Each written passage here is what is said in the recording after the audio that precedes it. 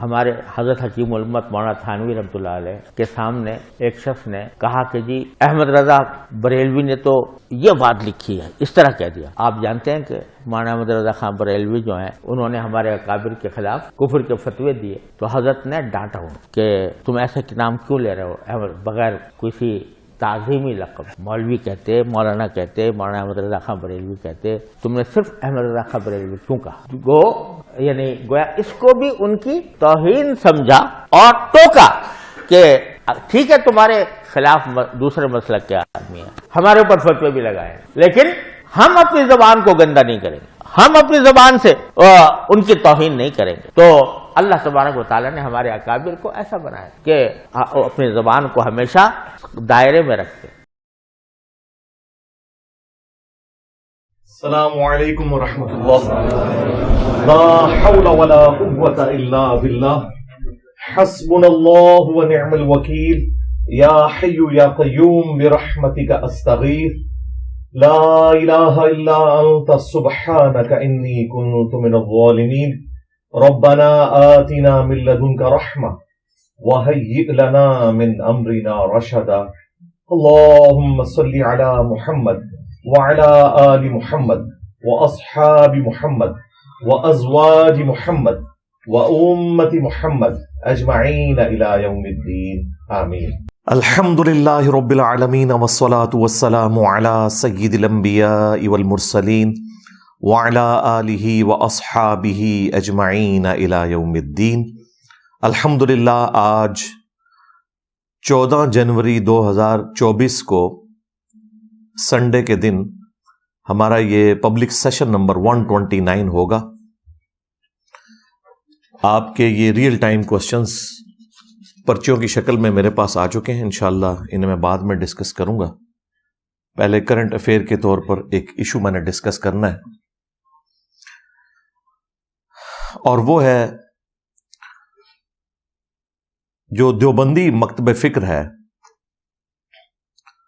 ان کے بڑے بزرگ جن کے اوپر پورا فرقہ کھڑا ہوا ہے، وہ انہیں حکیم الامت کہتے ہیں، اگرچہ بریلوی انہیں مریض الامت کہتے ہیں، لیکن چونکہ ان کے نزدیک تو وہ ایک رسپیکٹیبل پرسنالٹی ہیں۔ مولانا اشرف علی تھانوی صاحب المتوفا 1944 عیسوی بمطابق 1363 ہجری، یہ ان کی ڈیتھ کا ایئر ہے۔ اشرف علی تھانوی صاحب چونکہ سلسلہ عالیہ چشتیہ سے تعلق رکھتے تھے تصوف کے اندر، اور تصوف ایک ایسی چیز ہے کہ جو بھی اس کے ساتھ اپنا سلسلہ رکھے تو کہیں نہ کہیں گمراہی کا کوئی دروازہ اس پہ کھل ہی جاتا ہے۔ رات کو بھی ہماری ایک ویڈیو اپلوڈ ہوئی ہے، ہمارے استاد ڈاکٹر اسرار احمد صاحب رحمہ اللہ تعالی کے حوالے سے انہوں نے جو کچھ سٹیٹمنٹ دی جنت اور جہنم کے بارے میں، وہ صوفیاء سے ہی متاثر ہو کر دی، اس لیے میں نے اس کے اوپر علمی گرفت کی۔ وہ ویڈیو اپلوڈ ہو چکی ہے، وہ آپ لوگ ضرور دیکھیں تاکہ آپ کو معلوم چلے کہ تصوف نے کتنے بڑے بڑے لوگوں کو راہ حق سے ہٹنے پر مجبور کیا، صرف ان لوگوں کے بڑے قد کاٹ کی وجہ سے بڑے بڑے لوگ بھی متاثر ہو جایا کرتے تھے ان لوگوں سے۔ پچھلے دنوں الحمدللہ ہمارے اسٹوڈنٹس کی 10 سال کی محنت آلموسٹ رنگ لائی، اور حنفی بریلوی مکتب فکر کے مفتی اعظم پاکستان میں مفتی منیب الرحمان صاحب حافظہ اللہ تعالی نے دارالافتاء نعیمیہ سے اپنے مدرسے سے ایک ریٹن فتویٰ جاری کیا، اور اس پہ 1 درجن سے زیادہ علماء کے سگنیچرز ہیں، جس میں انہوں نے چشتی رسول اللہ کو کفر ڈکلیئر کیا۔ اگرچہ اس فتوے میں کچھ کمزوریاں ہیں، میں ان کو آلریڈی ہائی لائٹ کر چکا ہوں، بہرحال پھر بھی میں نے ان کا شکریہ ادا کیا تھا کہ یہ بہت بڑی ایفرٹ ہے جو انہوں نے کی ہے اس حوالے سے، لیکن کام ابھی باقی ہے۔ ابھی تو کئی اور عبارتیں ہیں جن کے اوپر کفر کا فتویٰ چاہیے، اور وقتاً فوقتاً وہ میں ساری عبارتیں ہائی لائٹ کرتا رہتا ہوں۔ یہ لوگ ان عبارتوں کا مناظروں کے اندر دفاع کرتے آئے ہیں، ان میں سے ایک عبارت سے ابھی انہوں نے اعلان برات کیا ہے چشتی رسول اللہ سے، لیکن وہ بھی جو پرانے بزرگ ہیں جو انہوں نے کام ڈالا ان کے بارے میں انہوں نے گول مول سی بات کی ہے. کیونکہ میں نے چشتی رسول اللہ نہ صرف ان کے بزرگوں کی کتابوں سے ثابت کیا جن کے بارے میں ان کا یہ کلیم ہے کہ شاید بعد میں الہاقی عبارتیں کسی نے ڈال دی ہیں، لیکن پرنٹنگ یہی لوگ کرتے رہے، اس کے پیسے یہی لوگ کھاتے رہے، اور اس سے بڑھ کر جب وہابیوں سے ان کے مناظرے ہوتے تھے تو باقاعدہ چشتی رسول اللہ کا دفاع کرتے تھے اور بلند آواز میں سبحان اللہ کے نعرے بھی لگاتے تھے اس کے دفاع کے اوپر. خواجہ نے کیا فرمایا؟ سنو کہ میں کون ہوں اور کیا ہوں. محمد الرسول اللہ صلی اللہ علیہ وسلم کے دربار کے کمینے غلاموں میں سے ایک ہوں، کمینے غلاموں میں سے ایک ہوں، کمینے غلاموں میں سے ایک ہوں. خیر اچھی بات ہے، رجوع کر لیا، لیکن وہ بزرگ جو قبروں میں چلے گئے اور انہیں بمشکل 100 سال ہوئے ہیں فوت ہوئے، ان بزرگوں سے کیسے یہ اعلان برات کریں گے؟ انہوں نے ان ساری چیزوں کو انڈورس کیا ہے، جن میں اعلی حضرت امام احمد رضا بریلوی المتوفا 1921 عیسوی، یعنی ان کی ڈیتھ 1921 میں ہوئی بمطابق 1340 ہجری. انہوں نے فتاوی رضویہ کے اندر اس کتاب کی تعریف کی، اور نہ صرف تعریف کی بلکہ کہا کہ رسول اللہ کی بارگاہ میں مقبول ہے صلی اللہ علیہ وآلہ وسلم. 7 سنابل، 7 چشتیہ کے بزرگوں کے حالات، جس میں چشتی رسول اللہ کا واقعہ موجود تھا. اگر اعلی حضرت کو پتا تھا کہ اس میں چشتی رسول اللہ لکھا ہے تو انہوں نے اتنا بڑا جرم کیا کہ رسول اللہ کی طرف ایک جھوٹ منسوب کر دیا صلی اللہ علیہ وآلہ وسلم. اور دوسرا بڑا جرم ان کا یہ کہ کفریہ عبارت سے انہوں نے جان بوجھ کر صرف نظر کیا. اور اگر نہیں پتا تھا تو ان کی بزرگی فارغ ہو گئی. یہ تو کہتے ہیں کہ یہ غوث وقت ہیں، اور وقت کا غوث جو ہے وہ پوری کائنات کو اس طریقے سے دیکھ رہا ہوتا ہے جس طرح ہتھیلی کے اوپر رکھا ہوا دانا. تو ان کی بزرگی بھی فارغ ہو گئی. اور دوسرے ان کے جو بڑے اعلی حضرت تھے وہ پیر میر علی شاہ صاحب گولڑوی، انہوں نے تحقیق الحق فی کلمت الحق کے اندر چشتی رسول اللہ کو انڈورس کیا، اور غلام احمد قادیانی دجال کو کہا کہ تم اس کی پلی نہیں لے سکتے. یعنی وہی بات ہے کہ جی ساڈا کتا کتا تے تہاڈا کتا ٹومی. یہاں انہوں نے اس محاورے کو بھی الٹا کر دیا. انہوں نے کہا ساڈا کتا ٹومی، تہاڈا کتا کتا ہی رہے گا. تو پیر میر علی شاہ صاحب تو 1937 میں فوت ہوئے ہیں. آج ہے 14 جنوری 2024، یعنی 100 سال بھی نہیں ہوئے. اور ان لوگوں کے کلمی نسخے ان کے درباروں پہ رکھی ہوئی جو لائبریری ہیں ان کے اندر موجود ہیں. کوئی یہ نہیں کہہ سکتا کہ ان کے ساتھ کسی نے الہاقی عبارتیں کر دی ہیں. لہٰذا یہ بالکل دھوکہ دے رہے ہیں کہ الہاقی عبارتیں، ایسا نہیں ہے. پرانوں نے بھی کیا تھا اور جو بعد والے ہیں انہوں نے اس کو انڈورس کیا. اب مفتی تقی عثمانی صاحب کے لیے بھی ایک امتحان ہے کہ وہ بھی مرنے سے پہلے کوئی ایک نیکی کا کام اس حوالے سے کر دیں، کیونکہ ان کا جو کاؤنٹر پارٹ ہے حنفی بریلوی فرقہ، ان کے مفتی اعظم مفتی منیب الرحمان صاحب حفظہ اللہ تعالی نے تو کچھ جرت دکھائی ہے. اب مفتی تقی عثمانی صاحب حفظہ اللہ تعالی جو دیوبندی حنفی فرقے کے اس وقت سمجھ لیں مفتی اعظم ہے انڈیا میں بھی، پاکستان میں بھی، بلکہ پلانٹ ارتھ کے اوپر،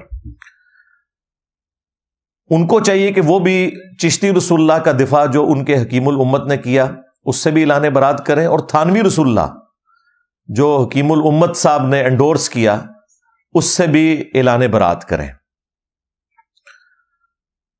کچھ عرصہ پہلے مجھے ایک بھائی نے ای میل کے اوپر چشتی رسول اللہ کے دفاع کے اوپر جو اشرف علی تھانوی دیوبندی حنفی چشتی صاحب نے دفاع کیا تھا،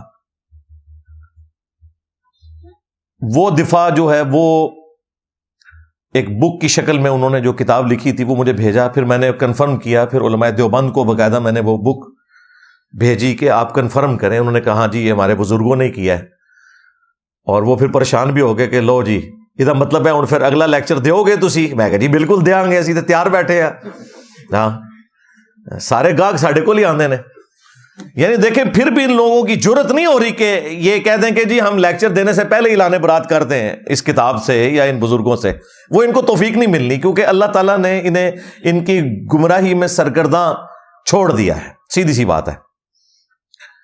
تو اشرف علی تھانوی صاحب جو ہے نا بیسیکلی یہ آپ سمجھ لیں روح ہے دیوبندی فرقے کی.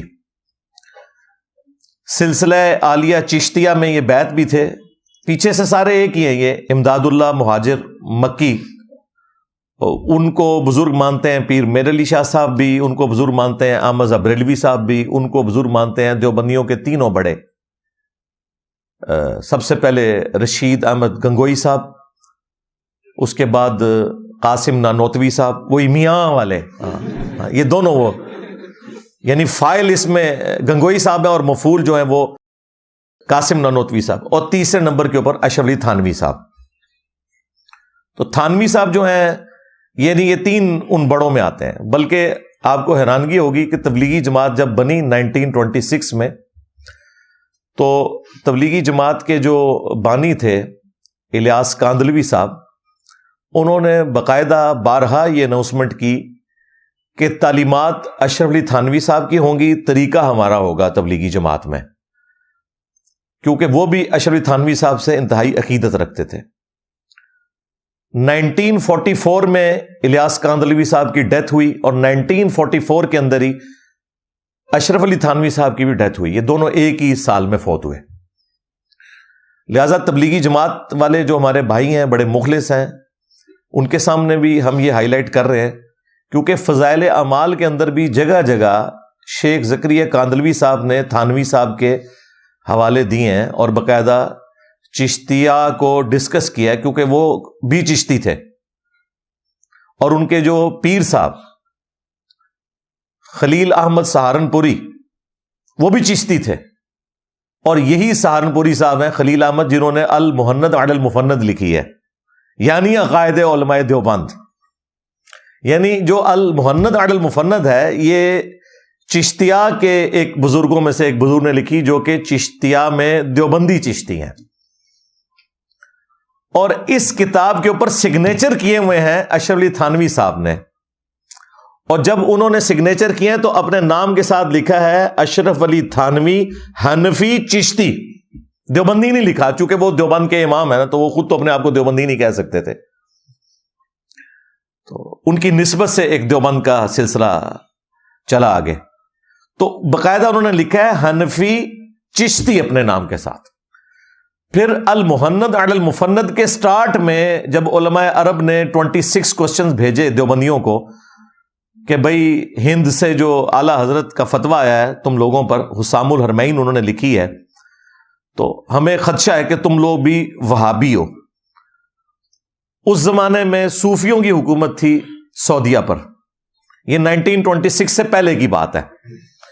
1905 میں لکھی گئی حسام الحرمین, جس میں کفر کے فتوے لگائے اعلیٰ حضرت نے علماء دیوبند کے اوپر اور غلام احمد قادیانی دجال کے اوپر بھی.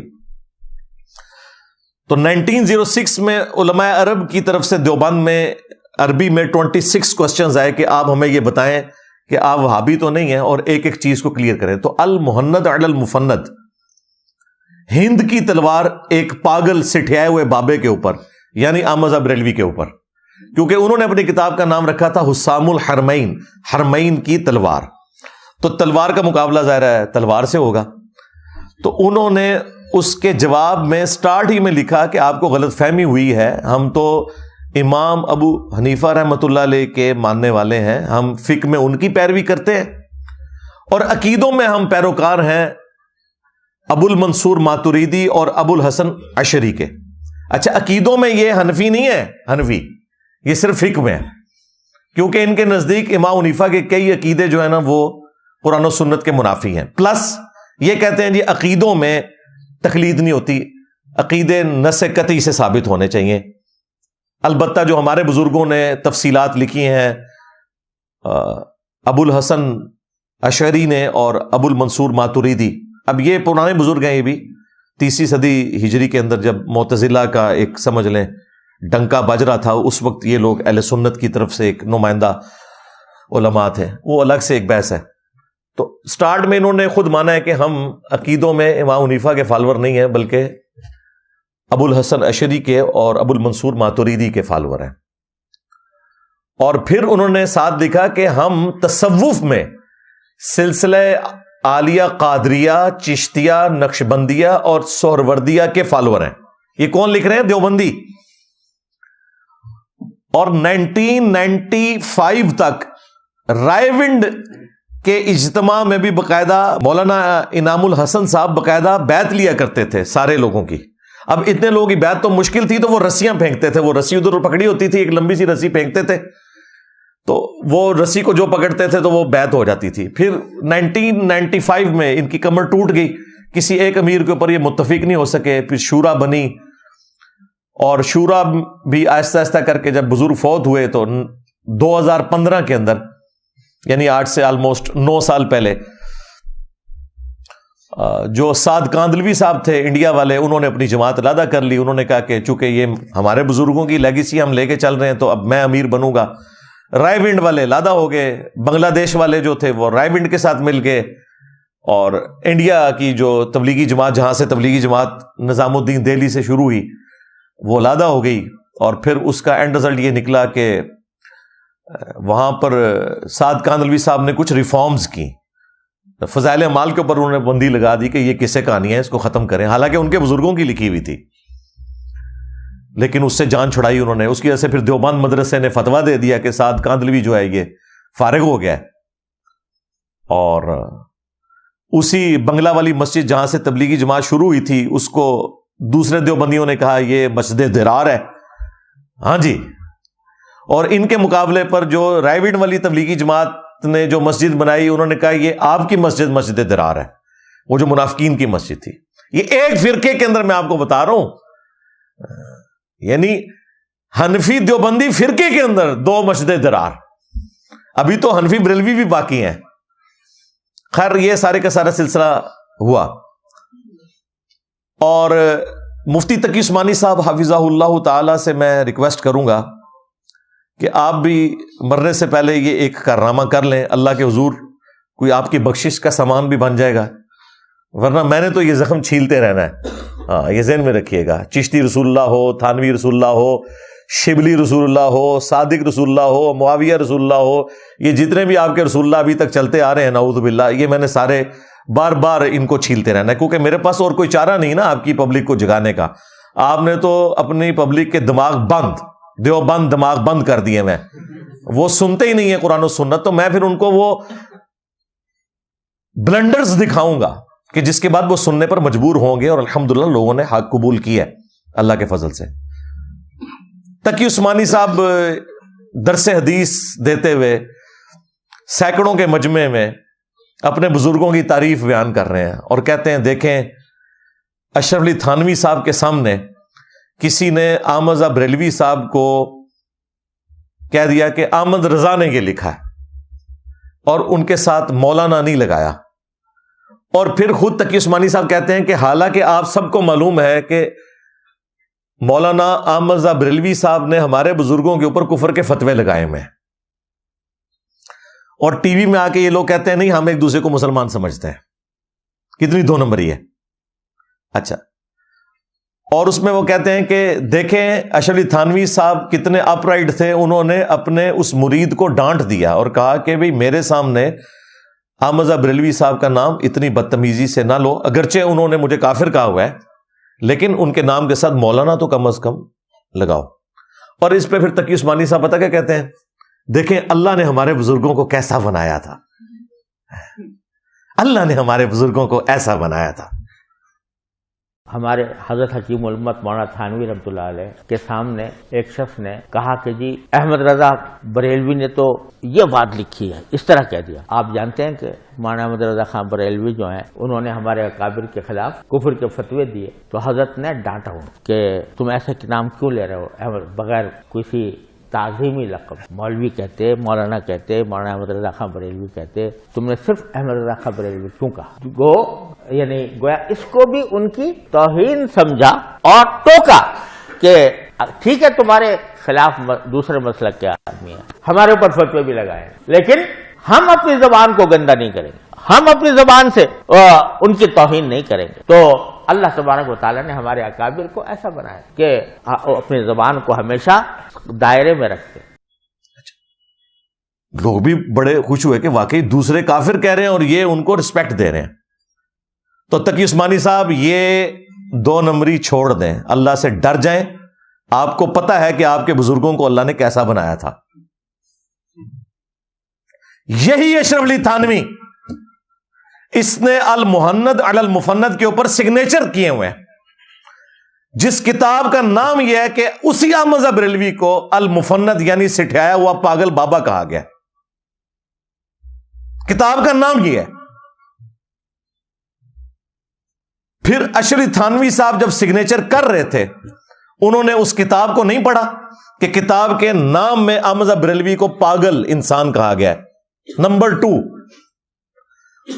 اس کے سٹارٹ میں انہوں نے کہا کہ احمد رضا بریلوی اور ان کی پوری جماعت ایک شیطانی لشکر ہے جو علماء دیوبند رضی اللہ عنہم پر حملہ آور ہوئے ہیں, جس طرح کے شیاطین حملہ آور ہوتے تھے انبیاء کے اوپر. یعنی کافر کہہ دیا, کیونکہ انبیاء کے اوپر شیاطین جو ہوتے تھے نا حملہ آور, وہ مسلمان تو نہیں ہوتے تھے نا, کافر ہی ہوتے تھے نا, وہ تو اللہ ان کی حفاظت کرتا تھا. پھر انہوں نے اس وقت کے صوفی جو تھے عرب میں بیٹھے ہوئے, انہیں سیٹسفائی کرنے کے لیے کہا کہ خوارج کی جماعت ہے یہ جو اہل حدیث وہابی فرقہ ہے. محمد بن عبد الوہاب صاحب کو لکھا خارجی. جب تم اہل حدیث کو خارجی کہو, تم احمد رضا بریلوی کو وہ شیطانی لشکر کہو کہ جس طریقے کے شیاطین حملہ آور ہوتے تھے انبیاء کے اوپر, اس کے بعد تم یہ دعویٰ کرو کہ اللہ نے ہمارے بزرگان دین کو ایسا بنایا تھا, اللہ نے ہمارے کافرین کو ایسا بنایا تھا. اللہ نے تمہارے کافرین کو ایسا نہیں بنایا تھا, اللہ نے تو ٹھیک بنایا تھا. وہ خود جو ہے نا وہ پھر پستی میں گر گئے. وہ اپنے مخالفین کو المفند کہتے تھے, وہ اپنے مخالفین کو شیطانی لشکر کہتے تھے. ہاں, وہ اپنے مخالفین کو خوارج کی جماعت کہتے تھے. یہ سگنیچر کیے ہوئے ہیں اشرف علی تھانوی صاحب نے اس کتاب کے اوپر. اور صرف تھانوی صاحب نے نہیں ہے, کم از کم 3 درجن علماء کے سائن ہیں اس پہ. بلکہ بعد میں بھی جتنے یہ ان کے علماء دیوبند آتے ہیں نا بڑے بڑے, وہ بھی ساتھ بیچ میں اپنا لچ فرائی کرتے ہیں کہ ہاں جی ہم بھی اسے انڈورس کرتے ہیں, ہم بھی انڈورس کرتے ہیں. ٹھیک ہے, اور یہ بڑی نیکی کی ہے انہوں نے امت کے ساتھ. اگر میں کہتا نا یہ ان کے عقیدے ہیں تو انہوں نے ماننا نہیں تھا. انہوں نے خود چھاپی کتاب, اور دیکھیں کتنی نیکی کی. کتاب کا نام تھا المحند علی المفند, بریکٹ میں خود لکھ دیا یعنی عقائد علماء دیوبند اہل سنت, یعنی اہل سنت دیوبند والے. اہل سنت اس ٹائم کوتر زون ہے نا, اہل حدیث بھی ان کہہ رہے ہیں ہم اہل سنت ہیں, علماء عرب کہتے ہیں ہم اہل سنت ہیں, بریلوی کہتے ہیں یہ سارے فراڈی ہیں, اہل سنت ہم ہیں. حالانکہ اہل سنت وہ ہیں جو اہل سنت کی کتابوں کو ماننے والے ہیں. خیر, یہ اشرف علی تھانوی صاحب جب سگنیچر کرتے ہیں تو اپنے ساتھ لکھتے ہیں حنفی چشتی. یہ میں نے سب کچھ اس لیے بتایا تاکہ آپ کو پتا چل جائے کہ یہ بھی تصوف کے ماننے والے ہیں اور اپنے آپ کو چشتی کہتے تھے. اب چونکہ یہ چشتی تھے تو لہذا چشتیہ نے جو جو گند پھیلایا اس کے دفاع کی ذمہ داری صرف بریلویوں کے بزرگوں کی تو نہیں تھی, دیوبندیوں کے بزرگوں کی بھی تھی. جس طرح یہ دونوں اپنے آپ کو حنفی کہتے ہیں لیکن ایک دوسرے کو حنفی ماننے کے لیے تیار نہیں ہے, اس طرح یہ کہتے ہیں اصل تصوف پہ ہم چل رہے ہیں, دیوبندی کہتے ہیں, جبکہ بریلوی کہتے ہیں نہیں تم تو فراڈی ہو, اصل تصوف پہ ہم چل رہے ہیں. تو اشرف تھانوی صاحب نے ایک کتاب لکھی, اس کا نام انہوں نے دیکھیں کیا رکھا ہے, السنت الجلیہ فی الچشتیۃ العلیہ. یہ لالا بات ہے کہ عربی میں چے ہوتی نہیں ہے, لیکن ان کی مجبوری تھی, اب چشتی کی چے کو چے ہی رکھنا تھا نا, تو ویسے اس کو بدل لیتے ہیں. جس طرح یہ عبد القادر گیلانی تھے نا، تو وہ گاف تو عربی میں نہیں ہوتی، تو اس کو جیلانی بنا دیا انہوں نے، گاف کو جیم بنا دیا. تو یہاں بھی جشتیہ تو ہو سکتا تھا کسی طریقے سے. خیر، کتاب کا نام رکھا ہے السنت الجلیہ فی الچشتیۃ العلیہ، یعنی یہ وہ روشن راستہ ہے جو چشتیہ کے اعلیٰ ترین سلسلے کا ہے. یہ کتاب کا نام ہے.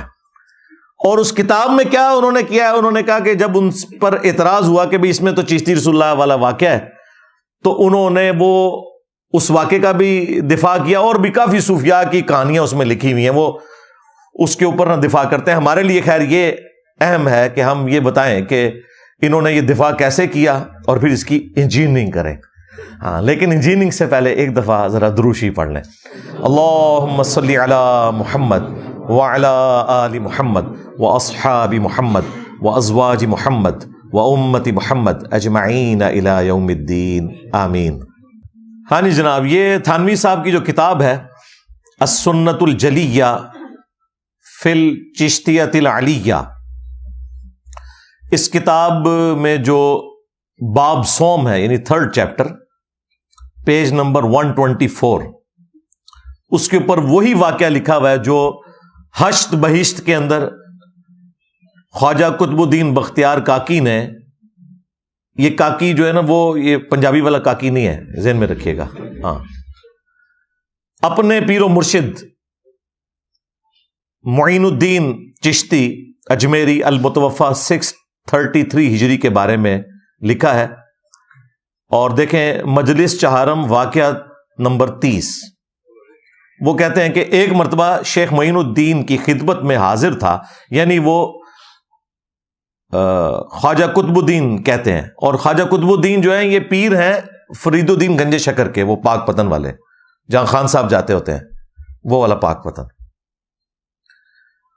وہ کہتے ہیں کاکی صاحب کہ میں شیخ معین الدین کی خدمت میں حاضر تھا اور اہل صفا موجود تھے. اولیاء اللہ کا ذکر ہو رہا تھا کہ اتنے میں ایک شخص آیا اور بیعت کے لیے پا بوسی کی، یعنی ان کے قدموں کو چوما. آپ نے اس کو بٹھا لیا. اس نے عرض کیا کہ میں مرید ہونے آیا ہوں. فرمایا جو کچھ ہم کہیں گے کرے گا، اگر یہ شرط منظور ہے تو بے شک میں مرید کر لوں گا. اس نے کہا کہ جو کچھ آپ کہیں گے وہی کروں گا. یہ اب میں ہشت بہشت سے نہیں پڑھ رہا، یہ میں اشرف تھانوی صاحب کی کتاب سے پڑھ رہا ہوں، یہ ذہن میں رکھیے گا. پہلے دیوبندی بڑی بغلیں بجاتے تھے جی یہ تے بریلویاں دا نکلا ہے، یہ تہاڈا بھی نکلا ہے جے، ایک کھرا تہاڈے گھر بھی نکلیا جے، یہ تھانوی صاحب لکھ رہے ہیں. ہاں جی، متفقن علیہ ہو گیا نا. جس طرح جو حدیث بخاری اور مسلم میں آئے نا تو وہ کہتے ہیں دونوں شیخین اس کے اوپر متفق ہیں. ٹھیک ہے، اس طرح اب یہ متفقن علیہ ہو گیا. ہشت بہشت ہو، سبا سنابل ہو، یا یہ تھانوی صاحب کی کتاب السنت الجلیہ، جو کچھ ہم کہیں گے کرے گا، اگر یہ شرط منظور ہے تو بے شک میں مرید کر لوں گا. اس نے کہا جو کچھ آپ کہیں گے وہی کروں گا. آپ نے فرمایا کہ تو کلمہ کس طرح پڑھتا ہے؟ لا الہ الا اللہ محمد رسول اللہ. ایک بار ذرا اس طرح پڑھ، لا الہ الا اللہ چشتی رسول اللہ. نعوذ باللہ. چونکہ راسخ العقیدہ تھا اس نے فوراً پڑھ دیا. خواجہ نے اس سے بیعت لے لی اور بہت کچھ خلعت اور نعمت عطا کی، اور فرمایا میں نے فقط تیرا امتحان لیا تھا تاکہ مجھے معلوم چلے کہ تجھ کو مجھ سے کس قدر عقیدت ہے، ورنہ میرا مقصد یہ نہ تھا کہ تجھ سے اس طرح کلمہ پڑھواؤں. اس کا مطلب ہے خواجہ صاحب ہوش میں بھی ہیں جی، اور انہیں یہ بھی پتا ہے کہ انہوں نے کام ڈالا ہے. آپ کو تو یہ بتاتے ہیں کہ یہاں کوئی جھوٹی موٹی بھی لکھ کے قادیانی جرمنی چلا جائے تو وہ کافر ہو جائے گا. یہاں سچی مچی بھی کروائے تو وہ کوئی مسئلہ نہیں ہے. اس واقعے کے اوپر جو اشکالات ہیں اس کے پھر تھانوی صاحب نے جواب دیے، اور جو جواب دیے انہوں نے، آپ کے کانوں سے دھواں نکلے گا کہ یہ اپنے بزرگوں کو بچانے کے لیے کس لیول کے اوپر گر سکتے ہیں. ورنہ میرا مقصود یہ نہ تھا کہ تجھ سے اس طرح کلمہ پڑھواؤں. میں کہ کون اور میں کیا چیز، ایک ادنا بندگانے اور غلامان محمد رسول اللہ ہوں صلی اللہ علیہ وآلہ وسلم. حکم وہی ہے جو اول سے کہتا ہے کہ لا الہ الا اللہ محمد رسول اللہ. اس بات سے تیری صدق عقیدت معلوم ہو گئی کہ تو بڑا پکا مجھ سے عقیدت رکھنے والا ہے، اب تو میرا مرید صادق ہوا۔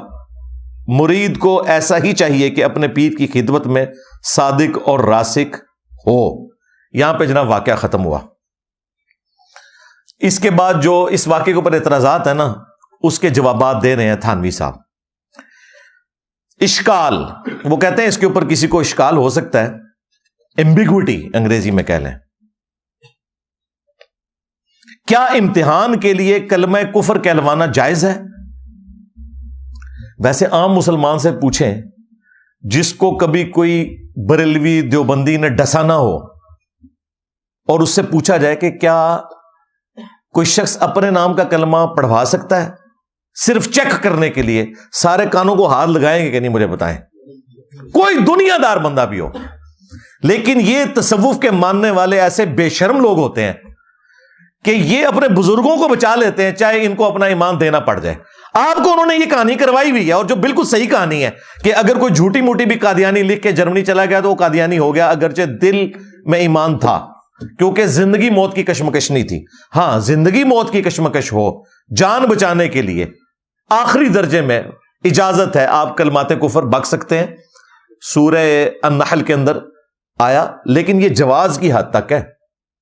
ایمان کا اعلیٰ ترین درجہ یہ نہیں ہے، یہ ذہن میں رکھیے گا، کیونکہ بخاری میں حدیث ہے، مسلم میں بھی موجود ہے، اس شخص نے ایمان کی حلاوت چکھ لی جس میں 3 نشانی ہیں۔ نمبر 1، اللہ اور اس کا رسول اسے پوری دنیا میں سب سے بڑھ کر محبوب ہو جائے صلی اللہ علیہ وآلہ وسلم۔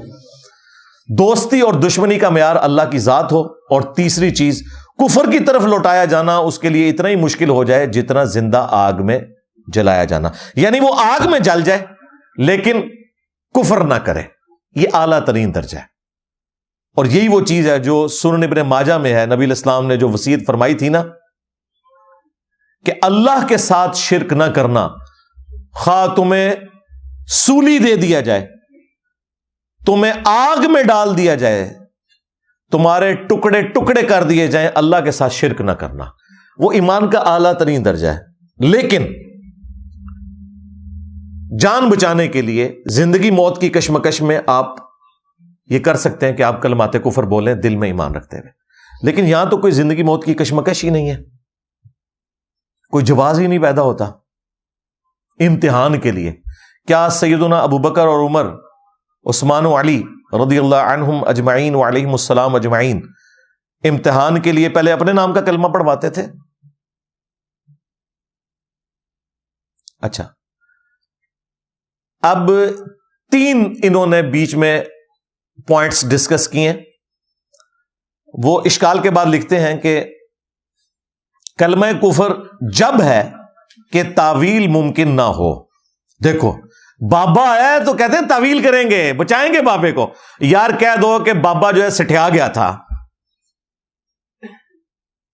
یا بابے کی طرف بات غلط منسوب ہو گئی، تو بابا بھی بچ جائے، یعنی چشتی چاچو بھی بچ جائے اور چشتی چاچو کی چاچی بھی بچ جائے۔ ہاں، کیونکہ کسی نے اگر کلمات کفر کہلوائے تو اس کی بیعت بھی ٹوٹ گئی، اس کا نکاح بھی ٹوٹ گیا۔ چشتی چاچو تیری چاچی گئی، ہاں، تھانوی چاچو تیرے چاچے دی چاچی گئی، ہاں، اور بیعت بھی گئی۔ پہلے تو خود بیعت ہوگا، تجدید نکاح کرے گا، پھر بیعت کرے گا۔ یہ بیعت تو ویسے ہی نہیں ہوئی ہے کیونکہ بیعت تو ٹوٹ چکی ہے، اس کی ایمان چلا گیا، تو تجدید ایمان بھی کرنا ہے اور تجدید نکاح بھی۔ وہ کہتے ہیں اگر تعویل ممکن نہ ہو پھر کلمات کفر ہوتے ہیں۔ اب آپ سنیں تعویل کیا ہے، کدھر دماغ گیا ہے۔ اگر یہ تعویل کی جاوے کہ رسول سے مراد لغوی معنی ہیں، ہاں، پھر تو سارے رسول لیں، ہاں، یعنی آپ لوگ بھی مختلف شہروں سے آئے ہوئے ہیں نا، مختلف ملکوں کے جو سفیر ہیں وہ بھی رسول ہیں۔ یہاں پہ کوئی ایسا کرینہ موجود نہیں، لغت میں رسول کا لفظ، جب گاندھی صاحب پہلی دفعہ سعودی عرب گئے تو وہاں انہوں نے جگہ جگہ بینر لگائے تھے رسول امن کے، کہ یہ امن کا رسول ہے، امن کا سفیر ہے۔ وہاں تو کرینہ سمجھ آتا ہے، یہاں تو کوئی کرینہ نہیں ہے، کوئی سفیر تو نہیں بن کے آیا ہوا۔ تو لغوی ہو اور عام ہو، بواسطہ اور بلا واسطہ اس بنا پر یہ معنی ہوں گے کہ چشتی اللہ کا پیغام رساں اور احکام کی تبلیغ کرنے والا ہے بواسطہ رسول اللہ کے صلی اللہ علیہ وآلہ وسلم. وہ کہتے ہیں چشتی رسول اللہ میں رسول سے مراد پیغمبر ہونے کا دعویٰ کرنا نہیں ہے، بلکہ وہ یہ کہنا چاہ رہے تھے کہ چشتی جو ہے وہ رسول اللہ کا رسول ہے، یعنی ان کا نمائندہ ہے، ان کا سفیر بن کے ہے. تو 2 بار تو رسول نہیں اس نے کہلوایا، ٹھیک ہے، اس نے تو چشتی رسول اللہ کا ہے. اچھا، کہتے ہیں کہ جیسا کہ مشکات شریف میں آیا ہے، مشکات شریف میں یہ حدیث واقعی موجود ہے، لیکن وہ اس طرح نہیں ہے حدیث جس طرح یہ بیان کر رہے ہیں، کہ ایک انصاری صحابی ہیں ابن مربع. یہ حدیث مشکات میں جامع ترمذی کے حوالے سے ہے، سنن ابی داؤد میں بھی موجود ہے، نسائی میں بھی، ابن ماجہ میں بھی، سنن کی 4 کتابوں میں. تو وہ میدان عرفات کے اندر کچھ اصحاب کے پاس آئے جو کہ میدان عرفات میں نبی صلی اللہ علیہ وآلہ وسلم سے بہت دور انہوں نے خیمہ لگایا ہوا تھا. ظاہر ہے تعداد کافی زیادہ تھی، 1 لاکھ سے زیادہ تھے، تو سارے لوگ تو حضور کے قریب نہیں ہو سکتے تھے. تو بعض لوگوں کو یہ وہم ہو گیا کہ شاید ہم لوگ جو ہیں وہ نبی علیہ السلام سے چونکہ دور ہیں تو پتہ نہیں ہمارا حج ہوگا کہ نہیں، امام کے بالکل قریب ہونا چاہیے. تو نبی علیہ السلام نے ان کا وہم نکالنے کے لیے ابن مربع کو بھیجا کہ آپ وہاں جا کے اناؤنسمنٹ کریں کہ یہ جگہ بھی عرفات کے اندر داخل ہے، آپ کو ٹینشن لینے کی ضرورت نہیں ہے. جتنے لوگ بھی یہاں پہ موجود ہیں، جتنے بھی اس جگہ کے قریب لوگ ہیں، وہ سب کے سب میدان عرفات میں ہی شمار کیے جائیں گے. تو اس میں الفاظ ہیں انی رسول اللہ علیکم، میں رسول اللہ کی طرف سے تمہارے پاس پیغام لے کر آیا ہوں.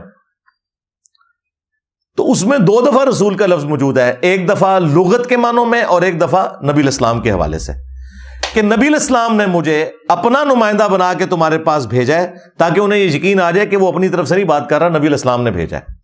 تو اس بات کو اس نے دلیل بنایا تھانوی صاحب نے. انہوں نے کہا کہ انہوں نے بھی تو کہا تھا انی رسول اللہ علیکم. تو تھانوی صاحب کہتے ہیں کہ یہ جو چشتی رسول اللہ ہے اس نے بھی یہی بات کی ہے. تو ہم یہ پوچھیں گے تھانوی صاحب، نبی علیہ السلام کی تو وفات ہوئی ہے 11 ہجری میں، اور معین الدین چشتی جو ہیں وہ 600 سال بعد آ رہے ہیں. ان کے پاس کون سا نبی علیہ السلام کا ڈائریکٹ پیغام تھا جو وہ لے کر آئے؟ بیچ میں وہ بتائیں نا. تو جتنے 100 سال کے بندے ہیں ساروں کے ساتھ رسول لگائیں. کیا نبی علیہ السلام کی وفات کے بعد کسی شخص نے یہ کلیم کیا کہ میں رسول اللہ کی طرف سے رسول بن کے آیا ہوں؟ نہیں. خلیفۃ الرسول کہا.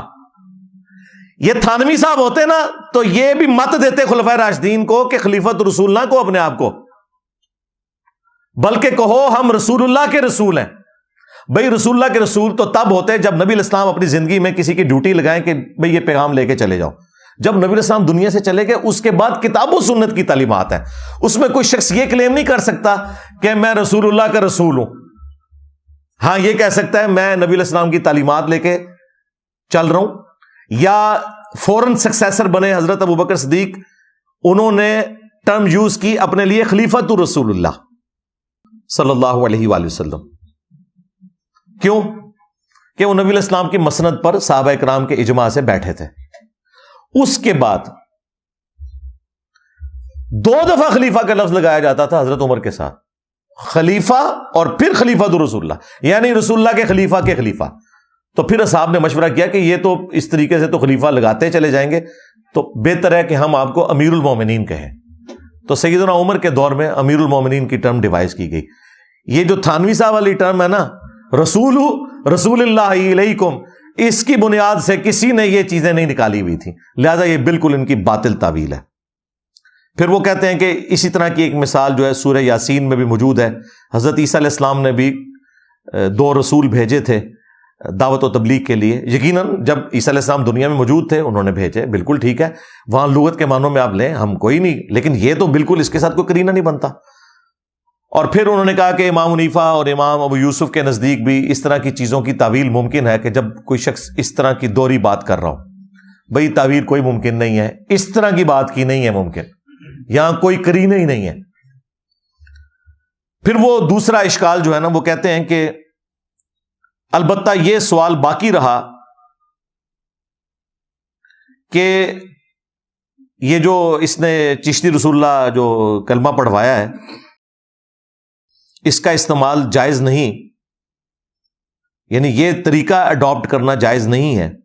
اس کا جواب یہ ہے کہ مجلس خاص تھی اور مخاطب اور دیگر سامعین خوش فہم تھے، اس لیے عقیدے کے خراب ہونے کی کوئی نوبت آ نہیں سکتی. وہ کہتے ہیں وہاں جتنے لوگ تھے نا پڑھے لکھے تھے، انہیں پتہ تھا کہ جب چشتی صاحب یہ کہہ رہے ہیں نا تو اس کا مطلب ہم نے وہ والا رسول نہیں لینا. اگر وہاں کے لیے تھا تو کتاباں کو چھاپیاں جے، پھر اگر صرف اس مجلس کے لیے تھا تو اس مجلس کو نشر کرنے کی پوری دنیا میں کیا ضرورت تھی؟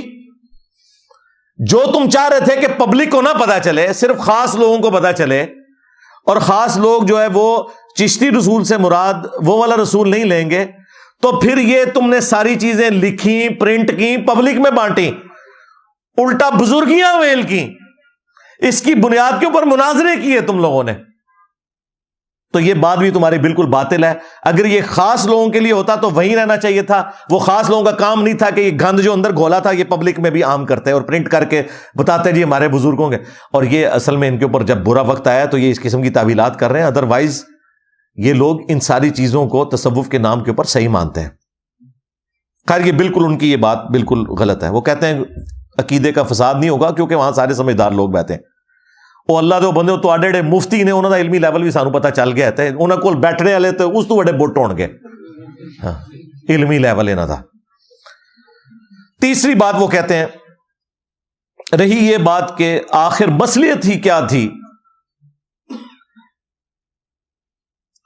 وہ کہتے ہیں کہ کوئی یہ بھی پوچھ سکتا ہے کہ یار کوئی بندے نے پترا والا طریقہ نہیں لبیا، مطلب طریقہ تو کوئی اور بھی ہو سکتا تھا. تو یہ سوال تو واقعی یہ سوال تو ہے. اب آپ سنیں کہ اس کا جواب وہ کیا دے رہے ہیں. وہ کہتے ہیں کہ جواب ظاہر ہے کہ مصلحت امتحان کی تھی، اس طرح کہ اگر یہ راسخ العقیدہ ہے تو مجھ کو مخالف شریعت کا نہ سمجھے گا، کوئی نہ کوئی تعویل کرے گا ورنہ بھاگ جائے گا. وہ کہتے ہیں یہ تو چیک کیا ہے کہ بھی مستقبل میں بھی اگر میں نے کوئی غلط کام کیے تو یہ ان کی تعویل کرے گا، یعنی میری بزرگی مسلمہ مانے گا. یعنی کل کو میں نے کوئی چاچی بھگا لی شاگردنی تو یہ کہے گا نہیں نہیں بھگائی نہیں ہے، نکاح ہی کیا ہے نا جی، نیکی کا کام ہے نا. اور خود تھانوی نے بھی یہ کیا تھا. ہاں اس نے بھی کسی کم سن لڑکی سے شادی کرنی تھی نا تو اس کے مرید سے اس نے ایک خواب گھڑوایا، یا چلے اس کو شیطان نے دکھایا خواب کہ جی حضرت میں دیکھتا ہوں کہ سیدہ عائشہ سلام اللہ علیہ آپ کے گھر تشریف لائی ہیں. تو اشری تھانوی صاحب کہتے ہیں اس خواب کے اندر مجھے لگا ہے کہ اشارہ ہے کہ کوئی کم سن لڑکی میرے ہاتھ لگے گی. ہاں یعنی میں بھی کسی چھوٹی عمر کی لڑکی سے شادی کروں گا، کیونکہ جب اما عائشہ سلام اللہ علیہ رسول اللہ کے عقد میں آئی تھی تو اس وقت ان کی عمر کم تھی.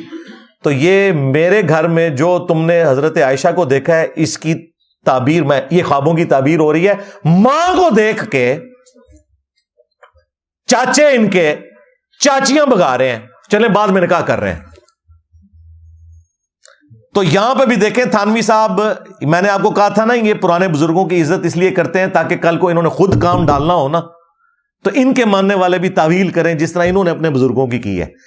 یہ دیکھیں وہ کہہ رہے ہیں کہ یہ جواب تو ظاہر ہے کہ مصلحت یہ ہے کہ مرید کو پہلے دن ہی بلی مار دو کہ اس قسم کے بٹ دماغ ہمیں مرید چاہیے کہ ہماری خلاف شرع بات بھی دیکھیں تو کوئی نہ کوئی اس کی تعویل تلاش کریں، مستقبل میں بھی اگر کوئی ہم سے مس ہے. اب آپ کو پتا چلا لوگ کہتے ہیں یار یہ کیسے بٹ دماغ ہیں، پیروں کے کہنے کے اوپر جو ہے وہ بچے ذبح کر دیتے ہیں، پیر ان کی بچیاں بگا کے لے جاتے ہیں، ان کا مال لوٹ لیتے ہیں، پھر بھی یہ پیروں کے ساتھ اٹیچ رہتے ہیں. بھائی ظاہر راسخ العقیدہ ہوں گے نا.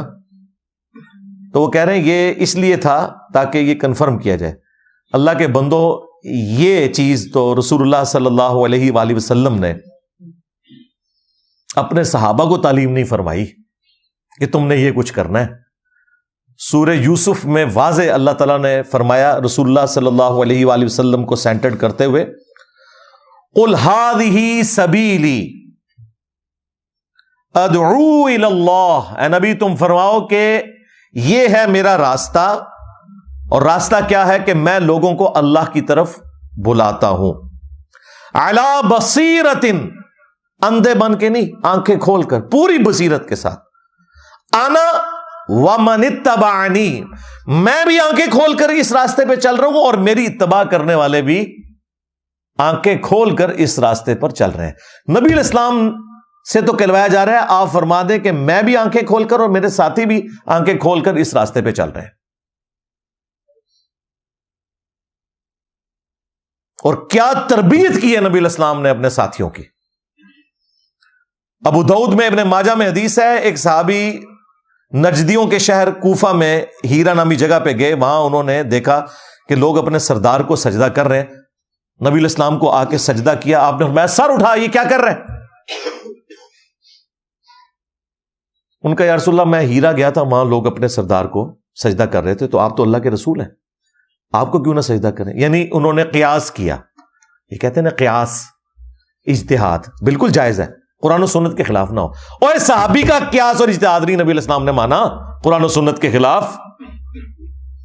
آپ نے فرمایا جب میں فوت ہو جاؤں گا اور تم میری قبر سے گزرو گے، کیا میری قبر پہ بھی سجدہ کرو گے؟ ان کا نہیں یا رسول اللہ۔ فرمایا مجھے کیوں سجدہ کرو؟ اگر میں سجدہ جائز سمجھتا تو بیویوں سے کہتا کہ اپنے خامدوں کو سجدہ کریں اس حق کے سبب جو اللہ تعالیٰ نے ان کو دی ہے۔ یہ نبی علیہ السلام کی تربیت تھی کہ اے نبی تم فرماؤ میں پوری بصیرت کے ساتھ، اور میرے ساتھی بھی اس دین کے اوپر چل رہے ہیں۔ اور میں اگلے دن اس حدیث پر غور و تفکر کر رہا تھا جو بخاری مسلم دونوں میں موجود ہے، تو ایک ایسا اس میں علمی نقطہ میرے سامنے آیا جو میں نے آج تک کسی ویڈیو میں بیان نہیں کیا، آج میں بیان کر دیتا ہوں کہ نبی علیہ السلام کی تربیت آپ دیکھیں صحابہ کو کیسے تھی، کہ بخاری مسلم میں حدیث ہے نبی علیہ السلام جب مدینہ شریف آئے تو یہودی 10 محرم کا روزہ رکھا کرتے تھے، تو آپ علیہ السلام نے پوچھا یہ کیوں رکھتے ہیں؟ تو بتایا گیا کہ اس دن موسیٰ علیہ السلام کو نجات ملی اور فرعونی ڈبوئے گئے۔ تو نبی علیہ السلام نے کہا کہ ہم موسیٰ علیہ السلام کے ساتھ یہودیوں سے بڑھ کر نسبت رکھنے والے ہیں، ہم زیادہ حقدار ہیں کہ فرعون سے نجات کی خوشی میں جو 10 محرم کا روزہ رکھا عاشورہ کا، ہم بھی رکھا کریں، تو تم بھی 10 محرم کا روزہ رکھو۔ بات ختم ہو گئی، لیکن نبی علیہ السلام کی تربیت دیکھیں، صحابہ نے کہا یا رسول اللہ یہ تو یہودیوں کی مشابہت ہو جائے گی، یعنی نبی صلی اللہ علیہ وآلہ وسلم سے سیکھ کر صحابہ اکرام حضور کی توجہ دلا رہے ہیں کہ آپ نے تو ہمیں منع کیا ہوا ہے یہود و نصارہ کی مشابہت اختیار کرنے سے، اب جب آپ بھی ہمیں یہ کہہ رہے ہیں نا 10 محرم کا روزہ رکھو، تو یہ تو مشابہت ہو جائے گی۔ گستاخی نہیں تھی کیا؟ یہ تربیت کا اثر ہے۔ یہاں میرا دماغ گیا کہ دیکھو کیا تربیت تھی کہ نبی علیہ السلام بھی کوئی حکم دینا تو اندھے بن کے نہیں تھے صحابہ کرام اس حکم کو سنتے، اس میں اگر کوئی سکم موجود ہوتا تھا تو وہ ہائی لائٹ کرتے تھے، کہا یا رسول اللہ آپ نے تو خود منع کیا ہوا تو یہ تو مشابہت ہو جائے گی، اور آپ نے بھی اس کو ایکسپٹ کر لیا۔ آپ نے فرمایا ٹھیک ہے اگلے سال اگر میں زندہ رہا تو 9 کا روزہ بھی رکھوں گا، یعنی تم 2 روزے رکھو، 9 اور 10۔ یعنی صحابہ کرام نے جو پوائنٹ ہائی لائٹ کیا تھا نبی علیہ السلام نے اسے مان لیا۔ اور یہاں پہ کہہ رہے ہیں جی آپ کا پیر جو مرضی کہ آپ نے آنکھیں بند کر۔ نبی علیہ السلام کے ساتھی تو اس طرح نہیں تھے، خود نبی علیہ السلام کے ساتھ ان کا ایٹیچیوڈ دیکھیں کیسا تھا کہ یا رسول اللہ آپ نے تو منع کیا ہوا تھا، تو پھر آپ صلی اللہ علیہ وآلہ وسلم نے کہا کہ ٹھیک ہے تم 9 کا بھی روزہ رکھو تاکہ یہودیوں کی مشابہت والا معاملہ نہ ہو۔ قل هذه سبیلی ادعو الی اللہ، یہ ہے میرا راستہ ہے محبوب صلی اللہ علیہ وآلہ وسلم، فرما دو یہ ہے میرا راستہ، اللہ کی طرف بلاتا ہوں، یعنی اللہ کی طرف پروفٹ صلی اللہ علیہ وآلہ وسلم گائیڈ کرتے ہیں، علی بصیرۃ، آنکھیں کھول کر، انا ومن اتبعنی، میں بھی اور میرے پیروکار بھی آنکھیں کھول کر اس دین کے اوپر چل رہے ہیں۔ بلکہ سورۃ الفرقان میں تو اللہ تعالیٰ نے اہل ایمان کی نشانی بتائی ہے کہ یہ اندھے اور بہرے ہو کر ہماری آیات پر نہیں گرتے، غور و تفکر کرتے ہیں. اندھے اور بہرے ہو کر قرآن کی آیات کے اوپر گرنا یہ اہل ایمان کی نشانی نہیں ہے، حالانکہ وہ اللہ کی آیات ہیں. یعنی غور و تفکر کر رہا ہے کہ اس میں سے کیا رزلٹ نکل رہا ہے. اور یہ آپ کو یہ کہہ رہے ہیں کہ جی وہ مصلحت یہ تھی کہ تاکہ کنفرم ہو جائے کہ جو پیر ہے نا وہ آندہ بھی کوئی کام ڈالے تو آپ نے اس کی تعویل کرنی ہے. اور یہ دیکھیں پکے ہیں آج تک، آپ ان کو جو مرضی گند دکھائیں کوئی نہ کوئی یہ حل نکالتے ہیں. لیکن اللہ نے انہی لوگوں میں ہزاروں نہیں، اب تو میں کہہ سکتا ہوں لاکھوں لوگوں کو ہدایت دی ہے انہی میں سے ہی. آپ میں سے ریئل ٹائم مجھے بتائیں کتنے لوگ ہیں جو پہلے بریلوی اور دیوبندی تھے؟ ہاتھ کھڑا کریں. ہاں سارے ہی سن جڑے وابی سن وہ بھی کسی زمانے بریلوی دیوبندی رہے ہوئے ہیں. تو سب لوگوں نے ہدایت قبول کی ہے نا، انہی میں سے نکلے ہیں نا. یہ میں نے کوئی امپورٹ تو نہیں کیے باہر سے. تو انہی چیزوں کی وجہ سے ان کے دماغ کھلتے ہیں.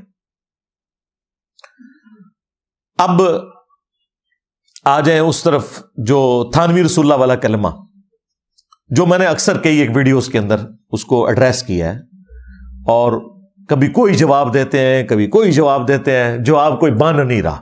سیدھی سی بات ہے. یہ الامداد رسالہ 1336 ہجری صفر، آج 1445 ہجری چل رہا ہے. یہ 1336 ہجری کا ہے. وہ جو ام عائشہ والا جو واقعہ تھا نا وہ 1335 ہجری کا تھا. یہ اس کے ایک سال بعد والا رسالہ ہے الامداد.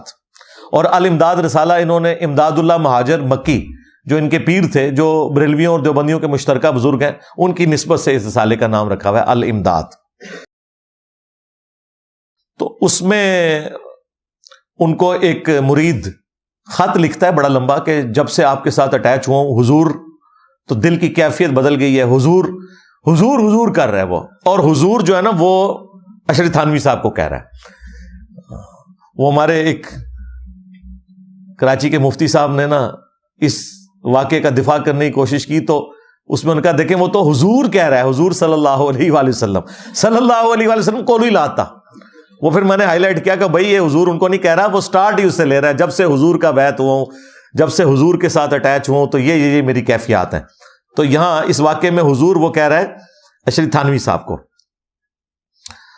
تو کہتا ہے کہ وہ اپنی کیفیت لکھتے ہوئے، کچھ عرصہ کے بعد خواب میں دیکھتا ہوں کہ کلمہ شریف لا الہ الا اللہ محمد رسول اللہ پڑھتا ہوں، لیکن محمد رسول اللہ کی جگہ حضور کا نام لیتا ہوں. یعنی حضور کون؟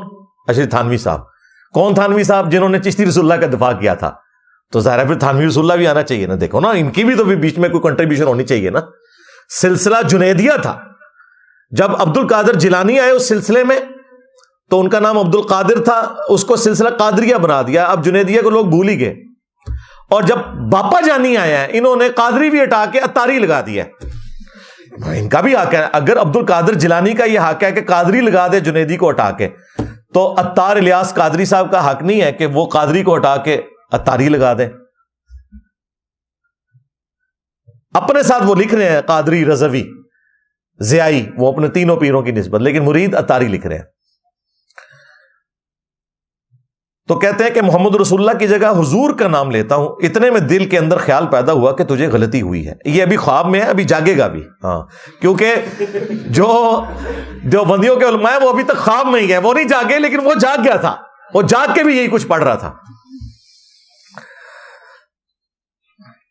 تو دل میں خیال پیدا ہوا کہ کلمہ شریف کے پڑھنے میں مجھ سے غلطی ہوئی ہے. اس خیال سے دوبارہ کلمہ شریف پڑھتا ہوں.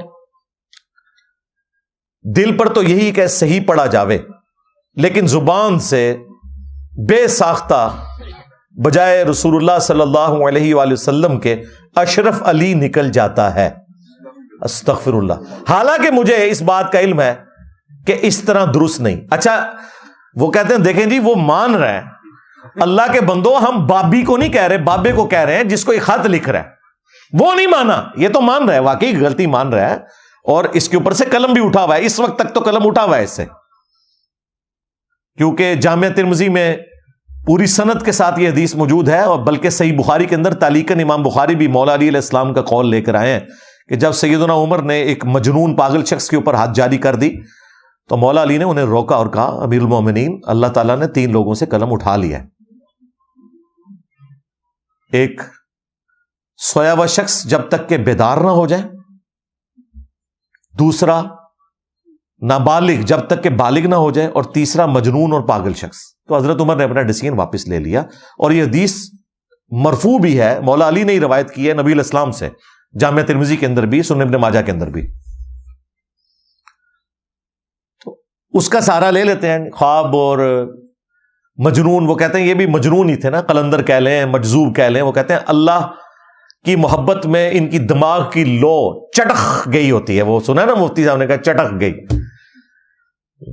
تو پاگل کیا کرو نا انہوں، بزرگ بنا کے کیوں پیش کرتے ہو؟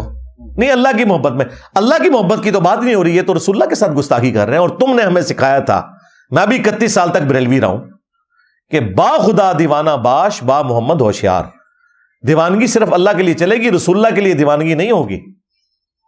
یہ تو رسول اللہ کی شان میں گستاخیاں ہو رہی ہیں، یہاں پہ وہ دیوانگی نہیں چلے گی۔ تو ان کے پاس یہی ایک سہارا تھا، ایک بخاری کی حدیث یہ اٹھا کے تعلیقاً کے جی وہ 3 لوگوں سے قلم اٹھا ہوا ہے، قلم اٹھا ہوا ہے، چھوڑ دو۔ اور بھائی اس سے تو قلم اٹھ گیا، اس کے پیر کو تو حیا ہونی چاہیے تھی، جب اسے لکھا گیا تو وہ اسے توبہ کرواتا کہ تو خواب میں بھی پڑھ رہا ہے اور بیداری میں، اس سے نہیں اس نے پڑھا ہے۔ یہ ایک ان کے پاس لیم ایکسکیوز ہے، 3 لوگوں سے قلم اٹھا ہوا۔ دوسرا ان کے پاس مسلم شریف کی وہ حدیث ہے، تو میرا بندہ میں تیرا رب، وہ جو ایک بندے کی زبان لڑکھڑا گئی، وہ بھی مثال کے طور پہ نبی علیہ السلام نے بیان کیا ایک توبہ قبول کرنے والے کی، اور اس میں الفاظ ہیں من شدت الفرح، خوشی کی شدت کی وجہ سے اس شخص کی زبان لڑکھڑا گئی۔ یہ نہیں کہ اس نے پڑھوایا خود تھانوی رسول اللہ یا چشتی رسول اللہ یا صادق رسول اللہ یا کوئی اور رسول اللہ، نعوذ باللہ من ذالک۔ اور وہ ایک واقعہ تھا اور اس میں موجود تھا کہ خوشی کی شدت کی وجہ سے کہنا وہ چاہ رہا تھا یہ نکل گیا۔ یہ نہیں ہے کہ اس کا دفاع ہوتا رہا اور یہ ہوتا رہا، کوئی لینا دینا نہیں، میں کافی دفعہ اس کو بریف کر چکا ہوں۔ اور تیسرا ان کے پاس دفاع ساری کتابیں تبدیل ہو گئی ہیں، وہ تو میں نے ختم کر دیا، کتابیں کوئی نہیں بدلیاں۔ احمد بریلوی سے بھی ثابت ہو گیا، پیر میر علی شاہ صاحب سے بھی ثابت ہو گیا، اشرف تھانوی صاحب سے بھی ثابت ہو گیا۔ ان لوگوں کے قلم کی سیاہی تو ابھی خشک بھی نہیں ہوئی ہے، اب کہاں بھاگو گے؟ پرانوں کو تو کہہ لو گے کتابیں بدل گئیں، اس کا مطلب ہے ان کے زمانے تک بھی کتابیں نہیں بدلی ہوئی تھیں۔ ان بزرگوں نے اگر اپنے زمانے میں 8 سے 100 سال پہلے دفاع کیا ہے تو ان کے زمانے کی کتابوں میں موجود تھا، ان کے دماغ میں کیوں نہیں آیا کتابیں بدل گئی ہیں؟ دیکھو کتنے گیا میرا دماغ۔ بھائی جب تھانوی صاحب دفاع کر رہے تھے 1944 میں فوت ہوئے ہیں، 100 سال پہلے وہ بندہ دفاع کر رہا تھا، اس وقت تک اس کے دماغ میں تو نہیں آیا کہ کتابیں بدل گئی ہیں۔ جب پیر میر علی شاہ صاحب تحقیق الحق فی کلمت الحق میں دفاع کر رہے تھے 1937 میں وہ فوت ہوئے ہیں، 100 سال پہلے ان کے دماغ میں تو نہیں آیا کہ یہ بدل چکی ہیں۔ جب 1921 میں فوت ہونے والے احمد بریلوی صاحب فتاوی رضویہ کے اندر سبع سنابل کی تعریف کر رہے تھے، جس میں چشتی رسول اللہ لکھا ہے، اور نہ صرف تعریف کہہ رہے ہیں رسول اللہ کی بارگاہ میں مقبول ہے، اس وقت ان کے دماغ میں تو نہیں آیا تھا۔ نہیں، وہ اعلیٰ حضرت نے لکھا ہے چشتی آگے کتابیں بدل گئی ہیں، سرکار انہوں نے باقی کتابوں کا ذکر کیا ہے، سبع سنابل کا ذکر نہیں کیا۔ ہاں، چشتی رسول اللہ تو اس میں لکھا ہوا ہے۔ بند گلی میں تم چلے جاؤ گے، بہتر یہ توبہ کرو، جنت کا راستہ تمہارے لیے کھلا ہے انشاءاللہ تعالی۔ ہم آپ کو یہ نہیں کہیں گے کہ آپ جو ہیں وہ جونیئر مسلمان ہیں اور ہم سینئر مسلمان ہیں، ہم رسپیکٹ کریں گے، بلکہ آپ کے لیے ڈبل اجر ہوگا اگر آپ حق کو قبول کریں۔ اچھا، اب وہاں واپس آ جائیں۔ وہ کہتے ہیں کہ جی بے ساختہ جو ہے وہ اشرف علی نکل رہا ہے، حالانکہ مجھے اس بات کا علم ہے کہ اس طرح درست نہیں، لیکن بے اختیار زبان سے یہی کلمہ نکلتا ہے۔ 2-3 بار جب یہی صورت ہوئی تو حضور کو اپنے سامنے دیکھتا ہوں۔ اب یہاں پہ وہ مفتی صاحب نے کہہ دیا حضور صلی اللہ علیہ وآلہ وسلم کو سامنے، او حضور ہو کہہ رہے تانوین ہو، ہاں، یعنی کہتا ہے خواب میں نے دیکھا کہ حضرت آپ میرے سامنے آ گئے، اور یہی چند شخص حضور کے پاس بیٹھے میں، یعنی وہ جو باقی مرید ہیں، لیکن اتنے میں میری یہ حالت ہوگی کہ میں کھڑا کھڑا بوجہ اس کے کہ رکت تاری ہوئی زمین پر گر گیا، اور نہایت زور سے ایک چیخ ماری، اور مجھ کو معلوم ہوتا تھا کہ میرے اندر کوئی طاقت باقی نہیں رہی، اتنے میں بندہ خواب سے بیدار ہو گیا. ہاں جی, مفتی عبد الواحد قریشی صاحب آپ بھی بیدار ہو جائیں. وہ کہتے ہیں تو خواب ہے, بیدار ہو گیا جی وہ. لیکن بدن میں بدستور بے حسی تھی, وہی اثر ناطاقتی تھا, بدستور تھا, لیکن حالت خواب اور بیداری میں حضور ہی کا خیال تھا. یعنی رسول اللہ کا خیال نہیں ہے, حضور کا. حضور کون؟ اشرف تھانوی صاحب. لیکن حالت بیداری میں کلمہ شریف کی غلطی پر جب خیال آیا تو اس بات کا آمادہ ہوا کہ اس خیال کو دل سے دور کیا جاوے, اس واسطے کہ پھر کوئی ایسی غلطی نہ ہو جاوے. اسی خیال سے بندہ بیٹھ گیا, یعنی اٹھ کے بیٹھ گیا, اور پھر دوسری کروٹ لیٹ کر کلمہ شریف کی غلطی کے تدارک میں رسول اللہ صلی اللہ علیہ وآلہ وسلم پر درود شریف پڑھنا شروع کر دیا. لیکن پھر بھی یہی کہتا ہوں, اللہم صلی علی سیدنا و نبینا و مولانا اشرف علی. استغفر اللہ. دیکھیں ذرا کتنے اس طرح تو کبھی درود شریف بھی نہیں پڑھا ہوگا انہوں نے اتنے لمبے القابات کے ساتھ. استغفر اللہ. حالانکہ اب بیدار ہوں, خواب نہیں ہے, لیکن بے اختیار ہوں. بالکل جی, بے اختیار ہے تو کیا کی نسی بیعت ہو جا کے اے فیض تو لبنا سی. مجبور ہوں, زبان اپنے قابو میں نہیں. اس روز سے ایسا ہی کچھ خیال رہا تو دوسرے روز بیداری میں رکت رہی, بہت رویا. بہت سی وجوہات ہیں جو حضور کے ساتھ باعث محبت ہے. حضور کون؟ اشرف تھانوی صاحب. کہتے ہیں یہ وہ بتانا چاہ رہا ہے کہ حضرت آپ کی عقیدت میں دیکھیں میں کس لیول تک ہوں کہ مجھے نبی علیہ السلام کی جگہ بھی آپ ہی نظر آتے ہیں. آپ کی زبان درود شریف کے کیس میں بھی آتا ہے, کلمے کے کیس میں بھی آتا ہے.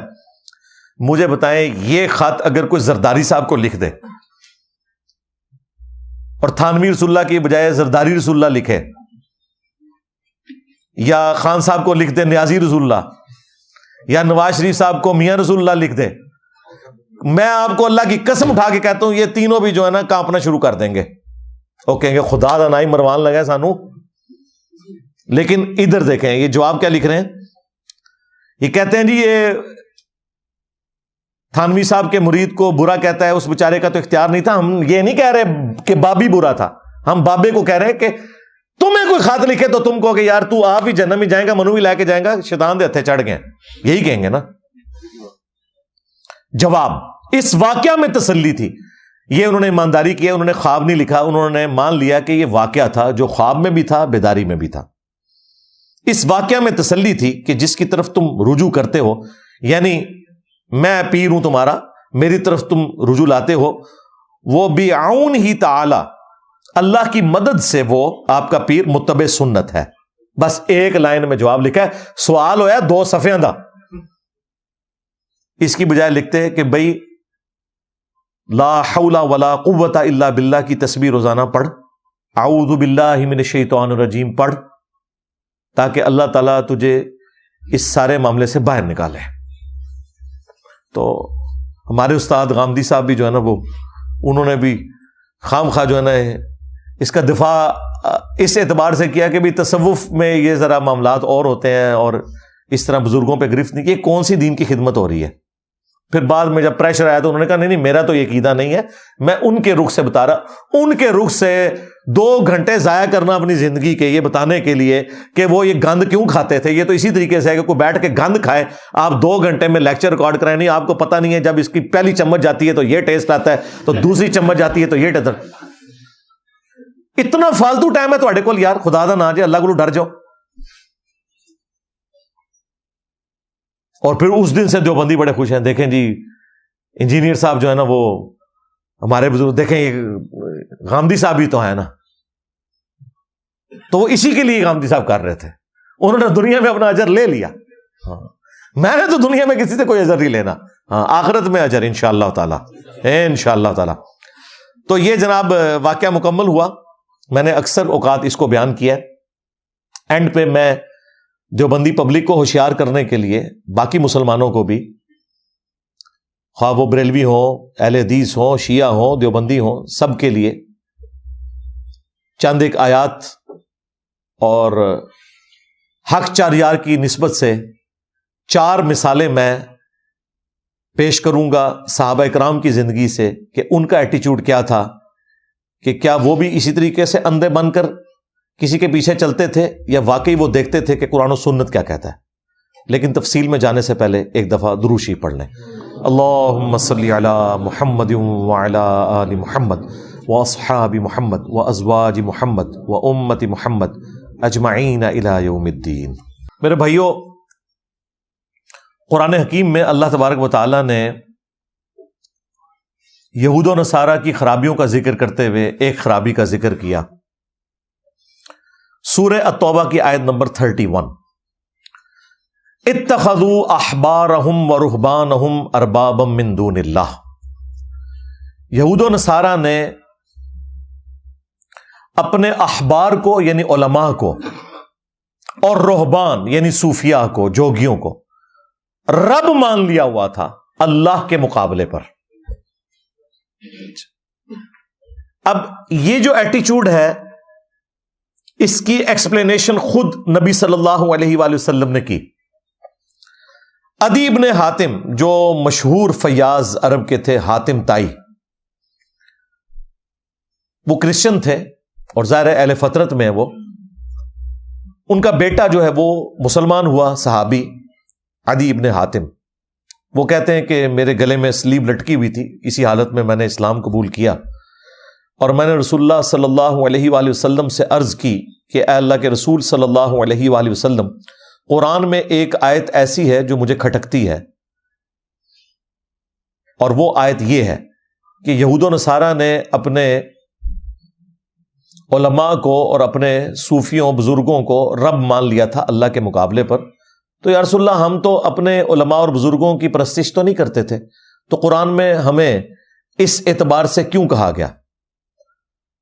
تو جواب ذرا سنیں۔ نبی صلی اللہ علیہ وآلہ وسلم نے فرمایا، یہ حدیث جامعہ ترمذی کے اندر موجود ہے اور سلسلہ احادیث صحیحہ میں شیخ البانی لے کر آئے اس حدیث کو۔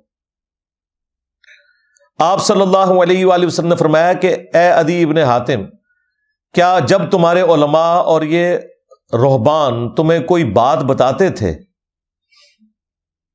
تو تم بغیر دلیل کے، یعنی بغیر یہ دیکھے ہوئے کہ اللہ تعالیٰ کی وحی میں کیا ہے، ان کی حلال کردہ چیزوں کو حلال اور حرام کردہ چیزوں کو حرام نہیں مان لیتے تھے؟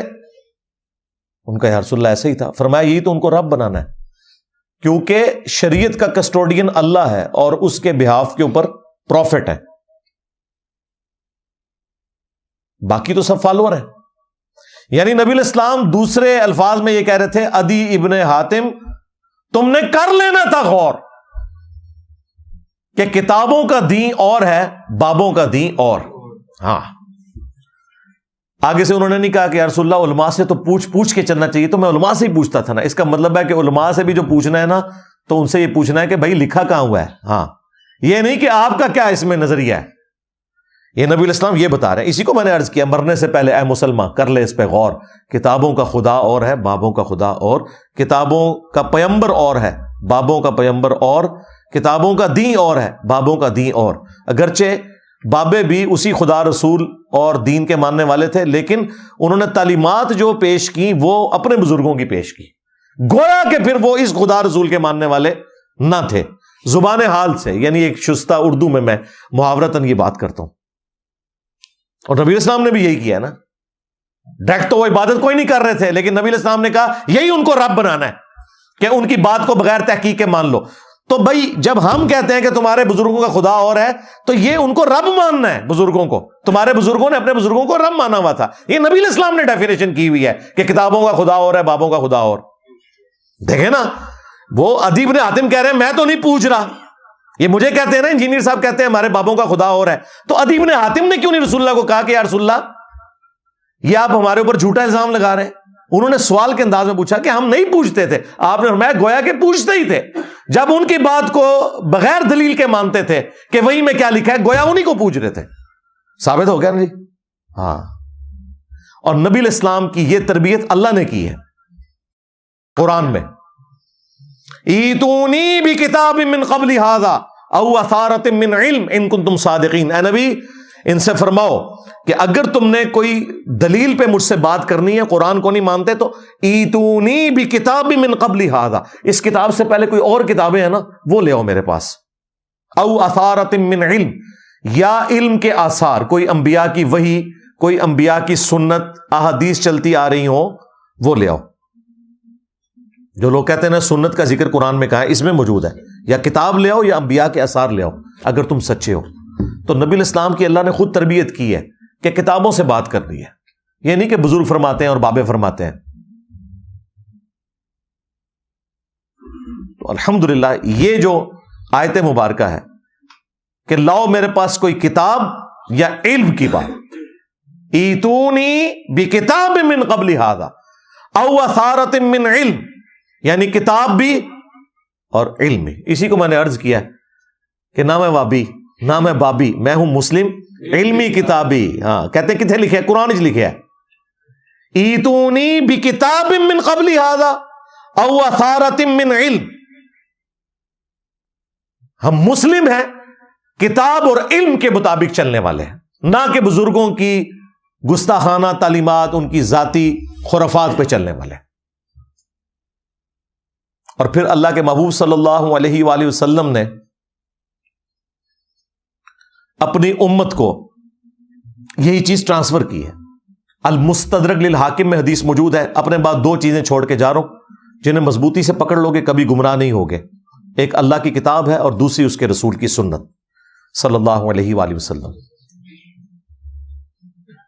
اور صحیح مسلم میں اوپر تلے 4 احادیث ہیں، اس میں قرآن اور اہل البیت کا ذکر ہے۔ 2 بھاری چیزیں چھوڑ کے جا رہا ہوں۔ پہلی چیز اللہ کی کتاب ہے، اس میں ہدایت ہے، اس میں نور ہے، تم اللہ کی کتاب کو پکڑو، اپنا تعلق اس کتاب کے ساتھ مضبوط کرو۔ اللہ کی کتاب اللہ کی رسی ہے، جو اسے پکڑے گا ہدایت پر ہوگا، جو چھوڑ دے گا گمراہ ہو جائے گا۔ وَاعْتَصِمُوا بِحَبْلِ اللَّهِ جَمِيعًا وَلَا تَفَرَّقُوا، تم سب کے سب مل کر اللہ کی رسی کو مضبوطی سے تھام لو اور فرقوں میں مت بٹو۔ تو نبی علیہ السلام نے اس آیت کی تشریح خود کر دی کہ اللہ کی رسی کیا ہے؟ قرآن۔ اور دوسری بھاری چیز میرے اہل البیت ہیں، میں اپنے اہل البیت کے معاملے میں تمہیں اللہ کا خوف دلاتا ہوں۔ اور یہ جملہ آپ نے 3 دفعہ ریپیٹ کیا کہ میں اپنے اہل البیت کے معاملے میں تمہیں اللہ کا خوف دلاتا ہوں، مراد یہ کہ میرے بعد ان کے ساتھ حسن سلوک کرنا۔ امت بالکل الٹ چلی، نہ قرآن کو پکڑا اور نہ اہل البیت کو زندہ چھوڑا، بالکل الٹ چلی۔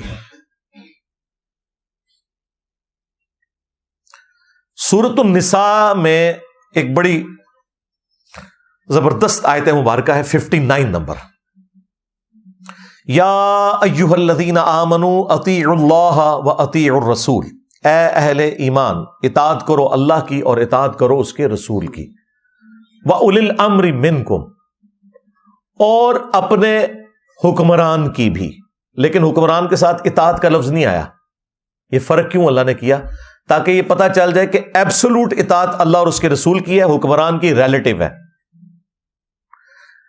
اطاعت کا لفظ اللہ کے ساتھ بھی ہے، رسول کے ساتھ بھی، اطیعوا اللہ واطیعوا الرسول، لیکن پھر تیسری دفعہ اطیع کا لفظ نہیں آیا۔ ویسے تو دوسری دفعہ بھی ضرورت نہیں تھی، اللہ کی اطاعت رسول کی اطاعت تو ایک ہے، من یطع الرسول فقد اطاع اللہ، جس نے رسول کی اطاعت کی اس نے اللہ کی اطاعت کی۔ لیکن اللہ تعالیٰ نے فرق واضح کرنا تھا کہ 2 ہستیاں ہیں جن کی ایبسولوٹ اطاعت ہوگی، اللہ اور اس کے رسول کی، وَأُولِي الْأَمْرِ مِنْكُمْ، لیکن جو تم میں حکمران ہے اس کی بھی اطاعت ہوگی، خلیفہ وقت کی۔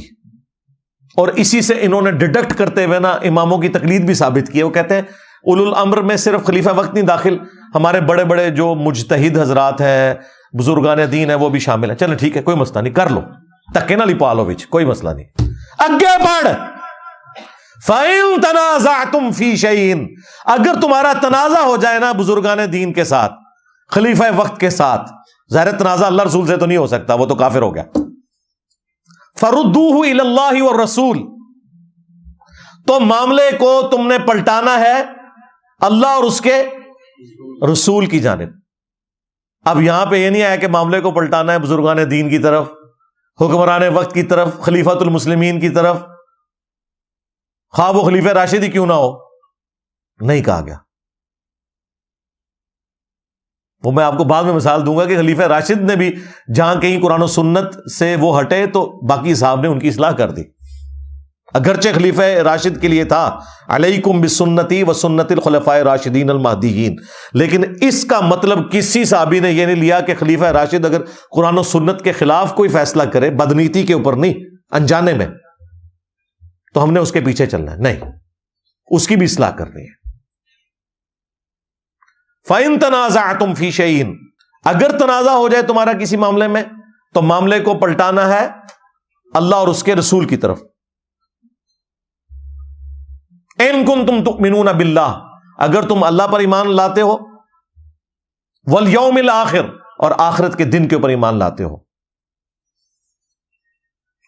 ذَلِكَ خَيْرٌ وَأَحْسَنُ تَأْوِيلًا، اسی میں تمہاری خیریت ہے اور اسی کا انجام بہتر ہونے والا ہے کہ معاملے کو تم نے اللہ اور اس کے رسول کی طرف لوٹانا ہے. اگر حکمران وقت سے یا کسی بزرگ سے بھی جھگڑا ہو جائے تو اس سے واضح اشارہ مل گیا، بلکہ حکم مل گیا کہ ایبسولوٹ اطاعت اللہ اور اس کے رسول کی ہے عز و جل و صلی اللہ علیہ وآلہ وسلم، باقی سب کی ریلیٹیو ہے، ان کی نسبت سے ہے. اب میں آپ کو پریکٹیکلی اس کی حق چار یار کی نسبت سے 4 مثالیں دوں گا اور اسی پہ اپنی گفتگو کو کنکلوڈ کروں گا.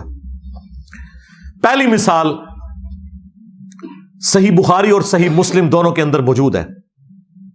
نبی علیہ السلام کی مبارک زندگی میں آپ نے ایک انصاری صحابی کو امیر مقرر کیا، ایک قافلہ کوئی روانہ کیا، کوئی جماعت بھیجی، ان کے اوپر ایک انصاری امیر لگایا. راستے میں اس امیر کو غصہ آیا تو اس نے اپنے سب آرڈینیٹس کو حکم دیا کہ لکڑیوں کا ایک بہت بڑا الاؤ جلاؤ، اور وہ جب جل گیا تو اس نے کہا کہ دیکھو میری اطاعت رسول اللہ کی اطاعت ہے اور رسول اللہ کی اطاعت اللہ کی اطاعت ہے، اور میری نافرمانی رسول اللہ کی نافرمانی ہے اور رسول اللہ کی نافرمانی اللہ کی نافرمانی ہے. میں تمہیں حکم دیتا ہوں کہ اس آگ میں چھلانگ مارو. اب وہ کوئی حنفی شافی مالکی حنبلی تو نہیں تھا، حالانکہ مجھے بتائیں یہ بڑے بڑے امام کیا اس انصاری صحابی کے برابر ہو سکتے ہیں جسے رسول اللہ نے امیر بنایا ہو؟ لیکن وہ آگے جو تھے نا وہ بھی تربیت یافتہ تھے نبی الاسلام کے. انہوں نے کہا کہ ہم آگ سے بچنے کے لیے ہی تو رسول اللہ کے دامن کرم میں آئے تھے، تو ہمیں دوبارہ اسی آگ میں پھینک رہے ہیں، ہم یہ تیری بات نہیں مانیں گے.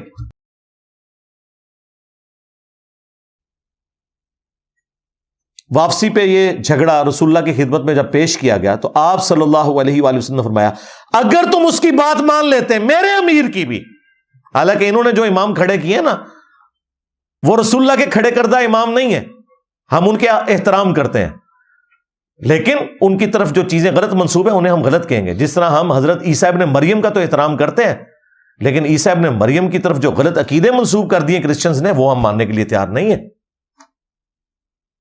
آپ نے فرمایا اگر تم اس کی اطاعت کرتے اور اس آگ میں چھلانگ لگاتے تو جہنم کی آگ میں جا کے نکلتے سیدھے.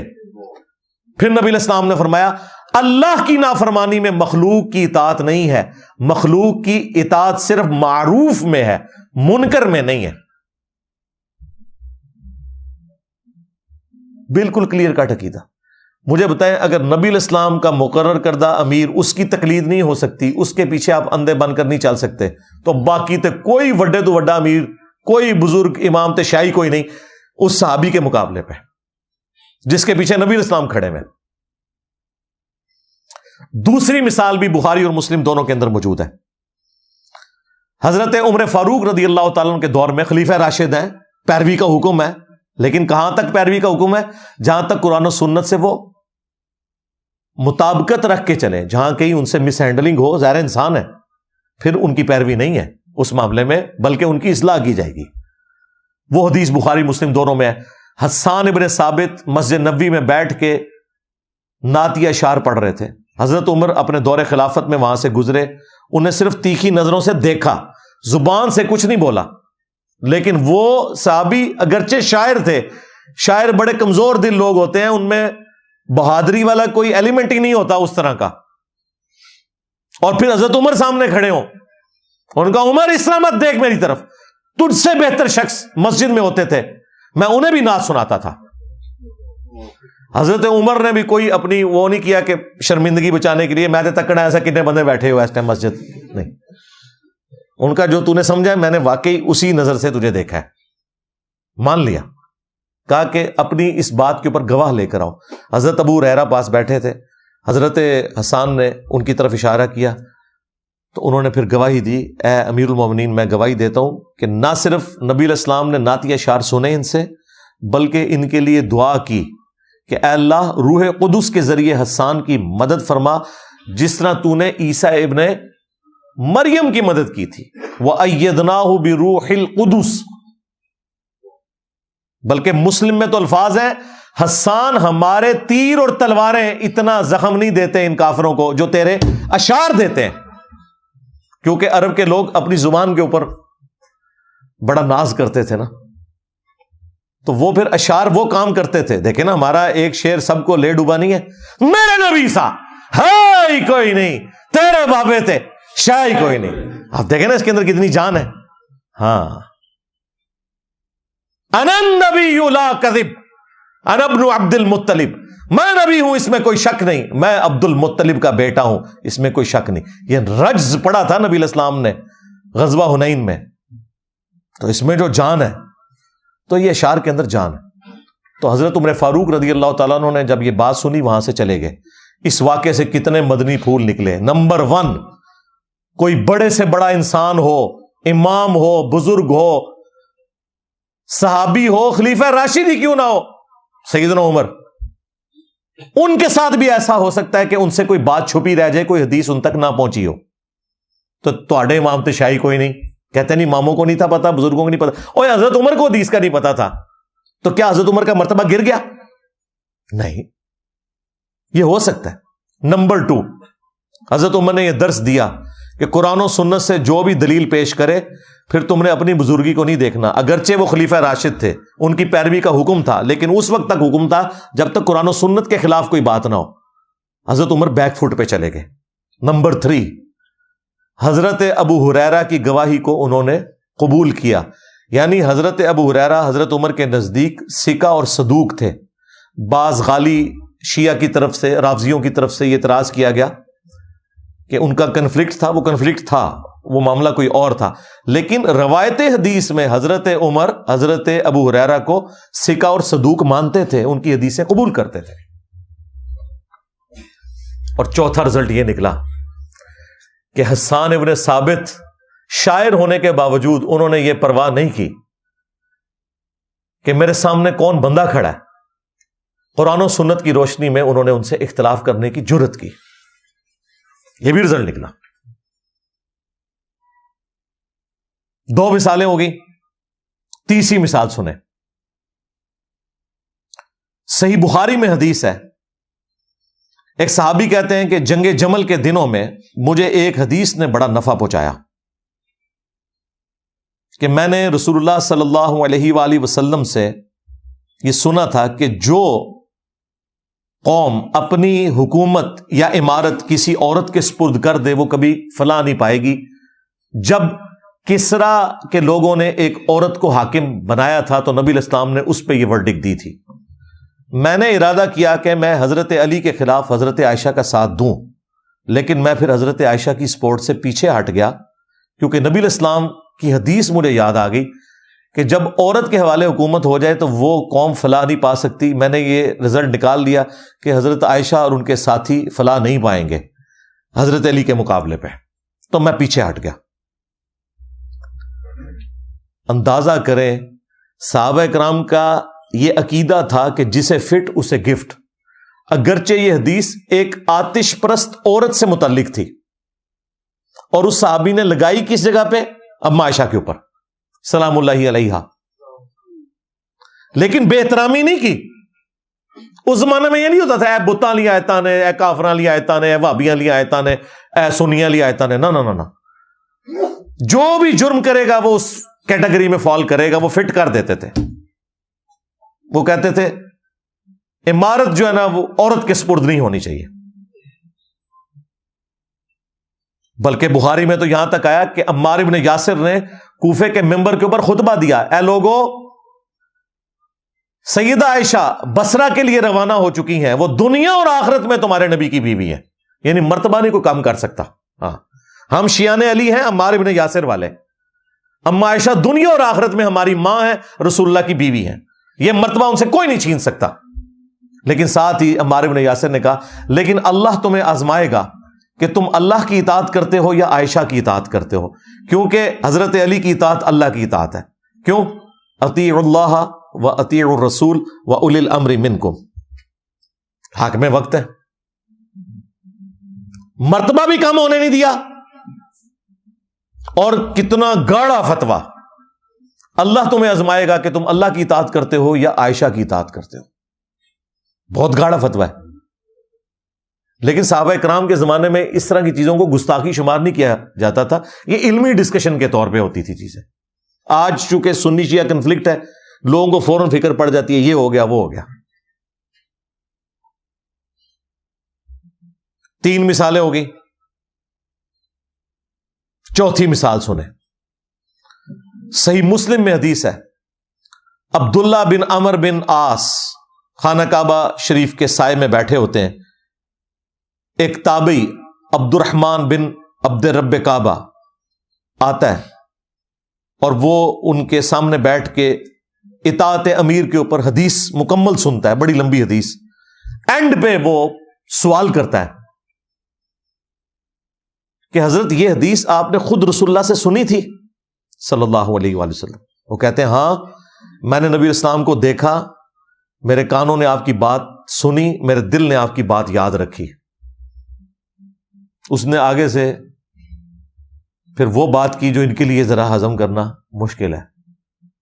اس نے کہا آپ تو ہمیں کہہ رہے ہیں اپنے امیر کی اطاعت کرو، اور آپ کے چچا کا لڑکا معاویہ ابن ابی سفیان جو ہمارے امیر ہیں اور آپ کے چچا زاد ہیں، وہ تو ہمیں حکم دیتے ہیں ہم لوگوں کو ناحق قتل کریں اور لوگوں کا مال حرام طریقے سے ہڑپ کریں،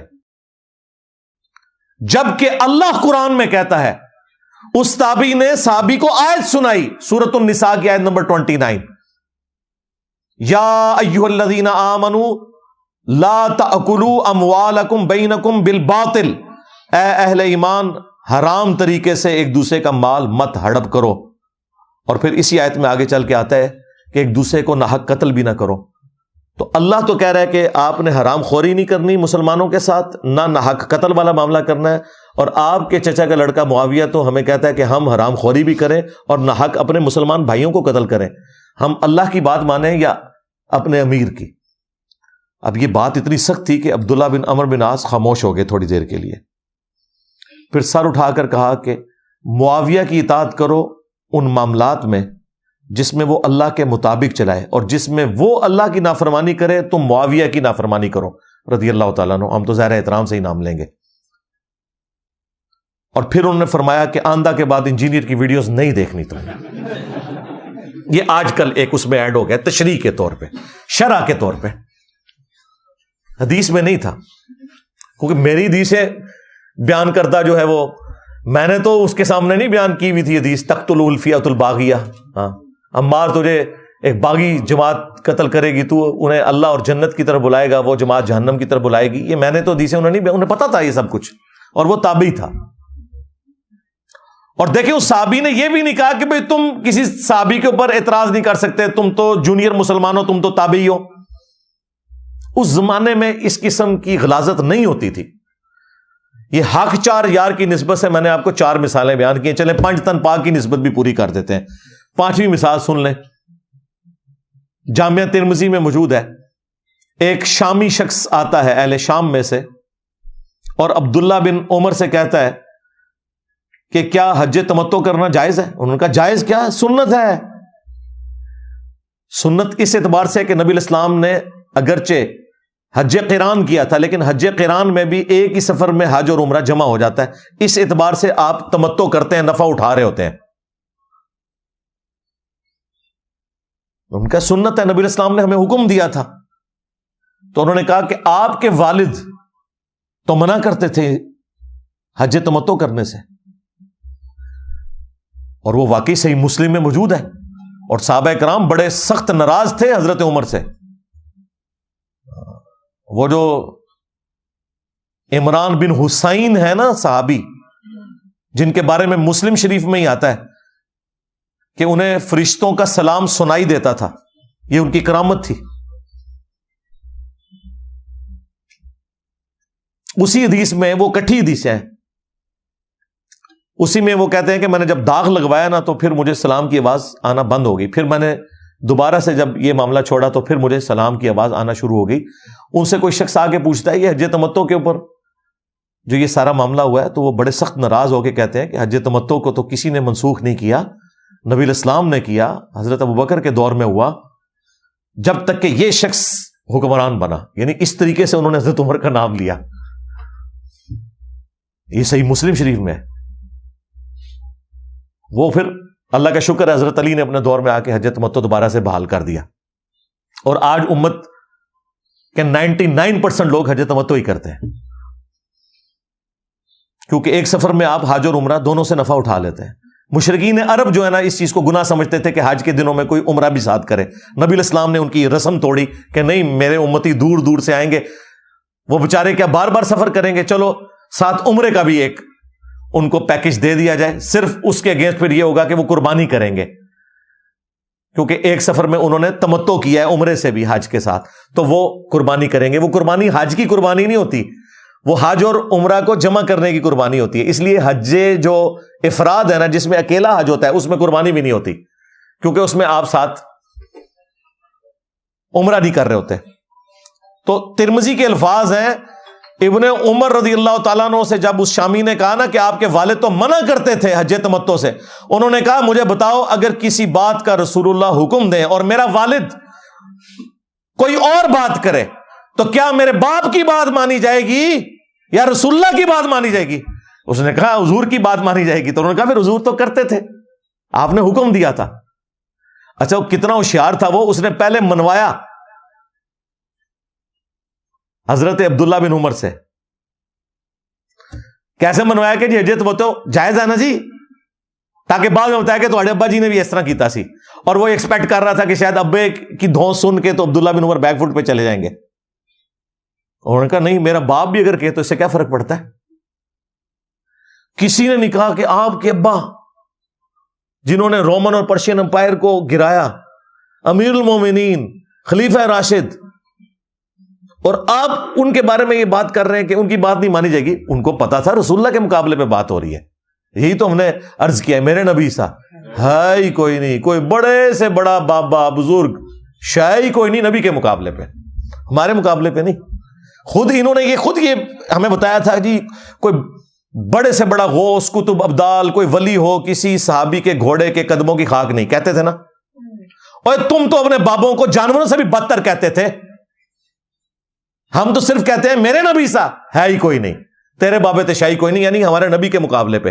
اور تم تو کہتے تھے تمہارے بابے صحابہ کے جانوروں سے بھی بدتر ہیں. اس وقت نہیں کسی کو خیال آیا کہ یہ گستاخی ہو رہی ہے بابوں کی. دیکھا کتنے گیا دماغ.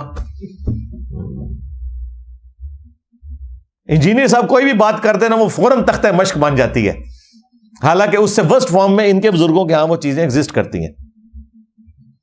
یہ میرا فیوریٹ ٹاپک ہے، اس پہ بہت کچھ بولا جا سکتا ہے. جس سے شوق ہے تو مسئلہ 197 میرا دیکھے، اسی ٹاپک کے اوپر ہے. ایک اور ویڈیو ہے میری تقلید کے نام کے اوپر، ڈرامہ بازی، اور کافی ساری ویڈیوز میری اس حوالے سے موجود ہیں. میں نے یہ ساری باتیں کنکلوڈ کرتے ہوئے اس لیے کی تاکہ آپ کو اوورال عقیدہ پتہ چلے. یہی باتیں میں پچھلے 15 سال سے کرتا آ رہا ہوں سکیٹرڈ فارم کے اندر، لیکن جب اس طرح کی کوئی چیز سامنے آتی ہے تو پھر ایک موقع مل جاتا ہے کہ پھر دوبارہ سے وہ چیزیں ریکال کی جائیں، جو بکھری ہوئی تھیں ایک جگہ دوبارہ سے جمع ہو جائیں، تاکہ ہم ختم نبوت صلی اللہ علیہ وآلہ وسلم کی برکت سے رسول اللہ صلی اللہ علیہ وآلہ وسلم کی بھولی بھالی امت کو ان بزرگوں کے چنگل سے نکال کر اس شخص کے قدموں میں لے آئیں جس کی قبر مدینے میں ہے، صلی اللہ علیہ وآلہ وسلم. صلو علی محمد وآل محمد، اللہم صلی علی محمد وعلی آل محمد واصحاب محمد وازواج محمد وامت محمد اجمعین الی یوم الدین، آمین.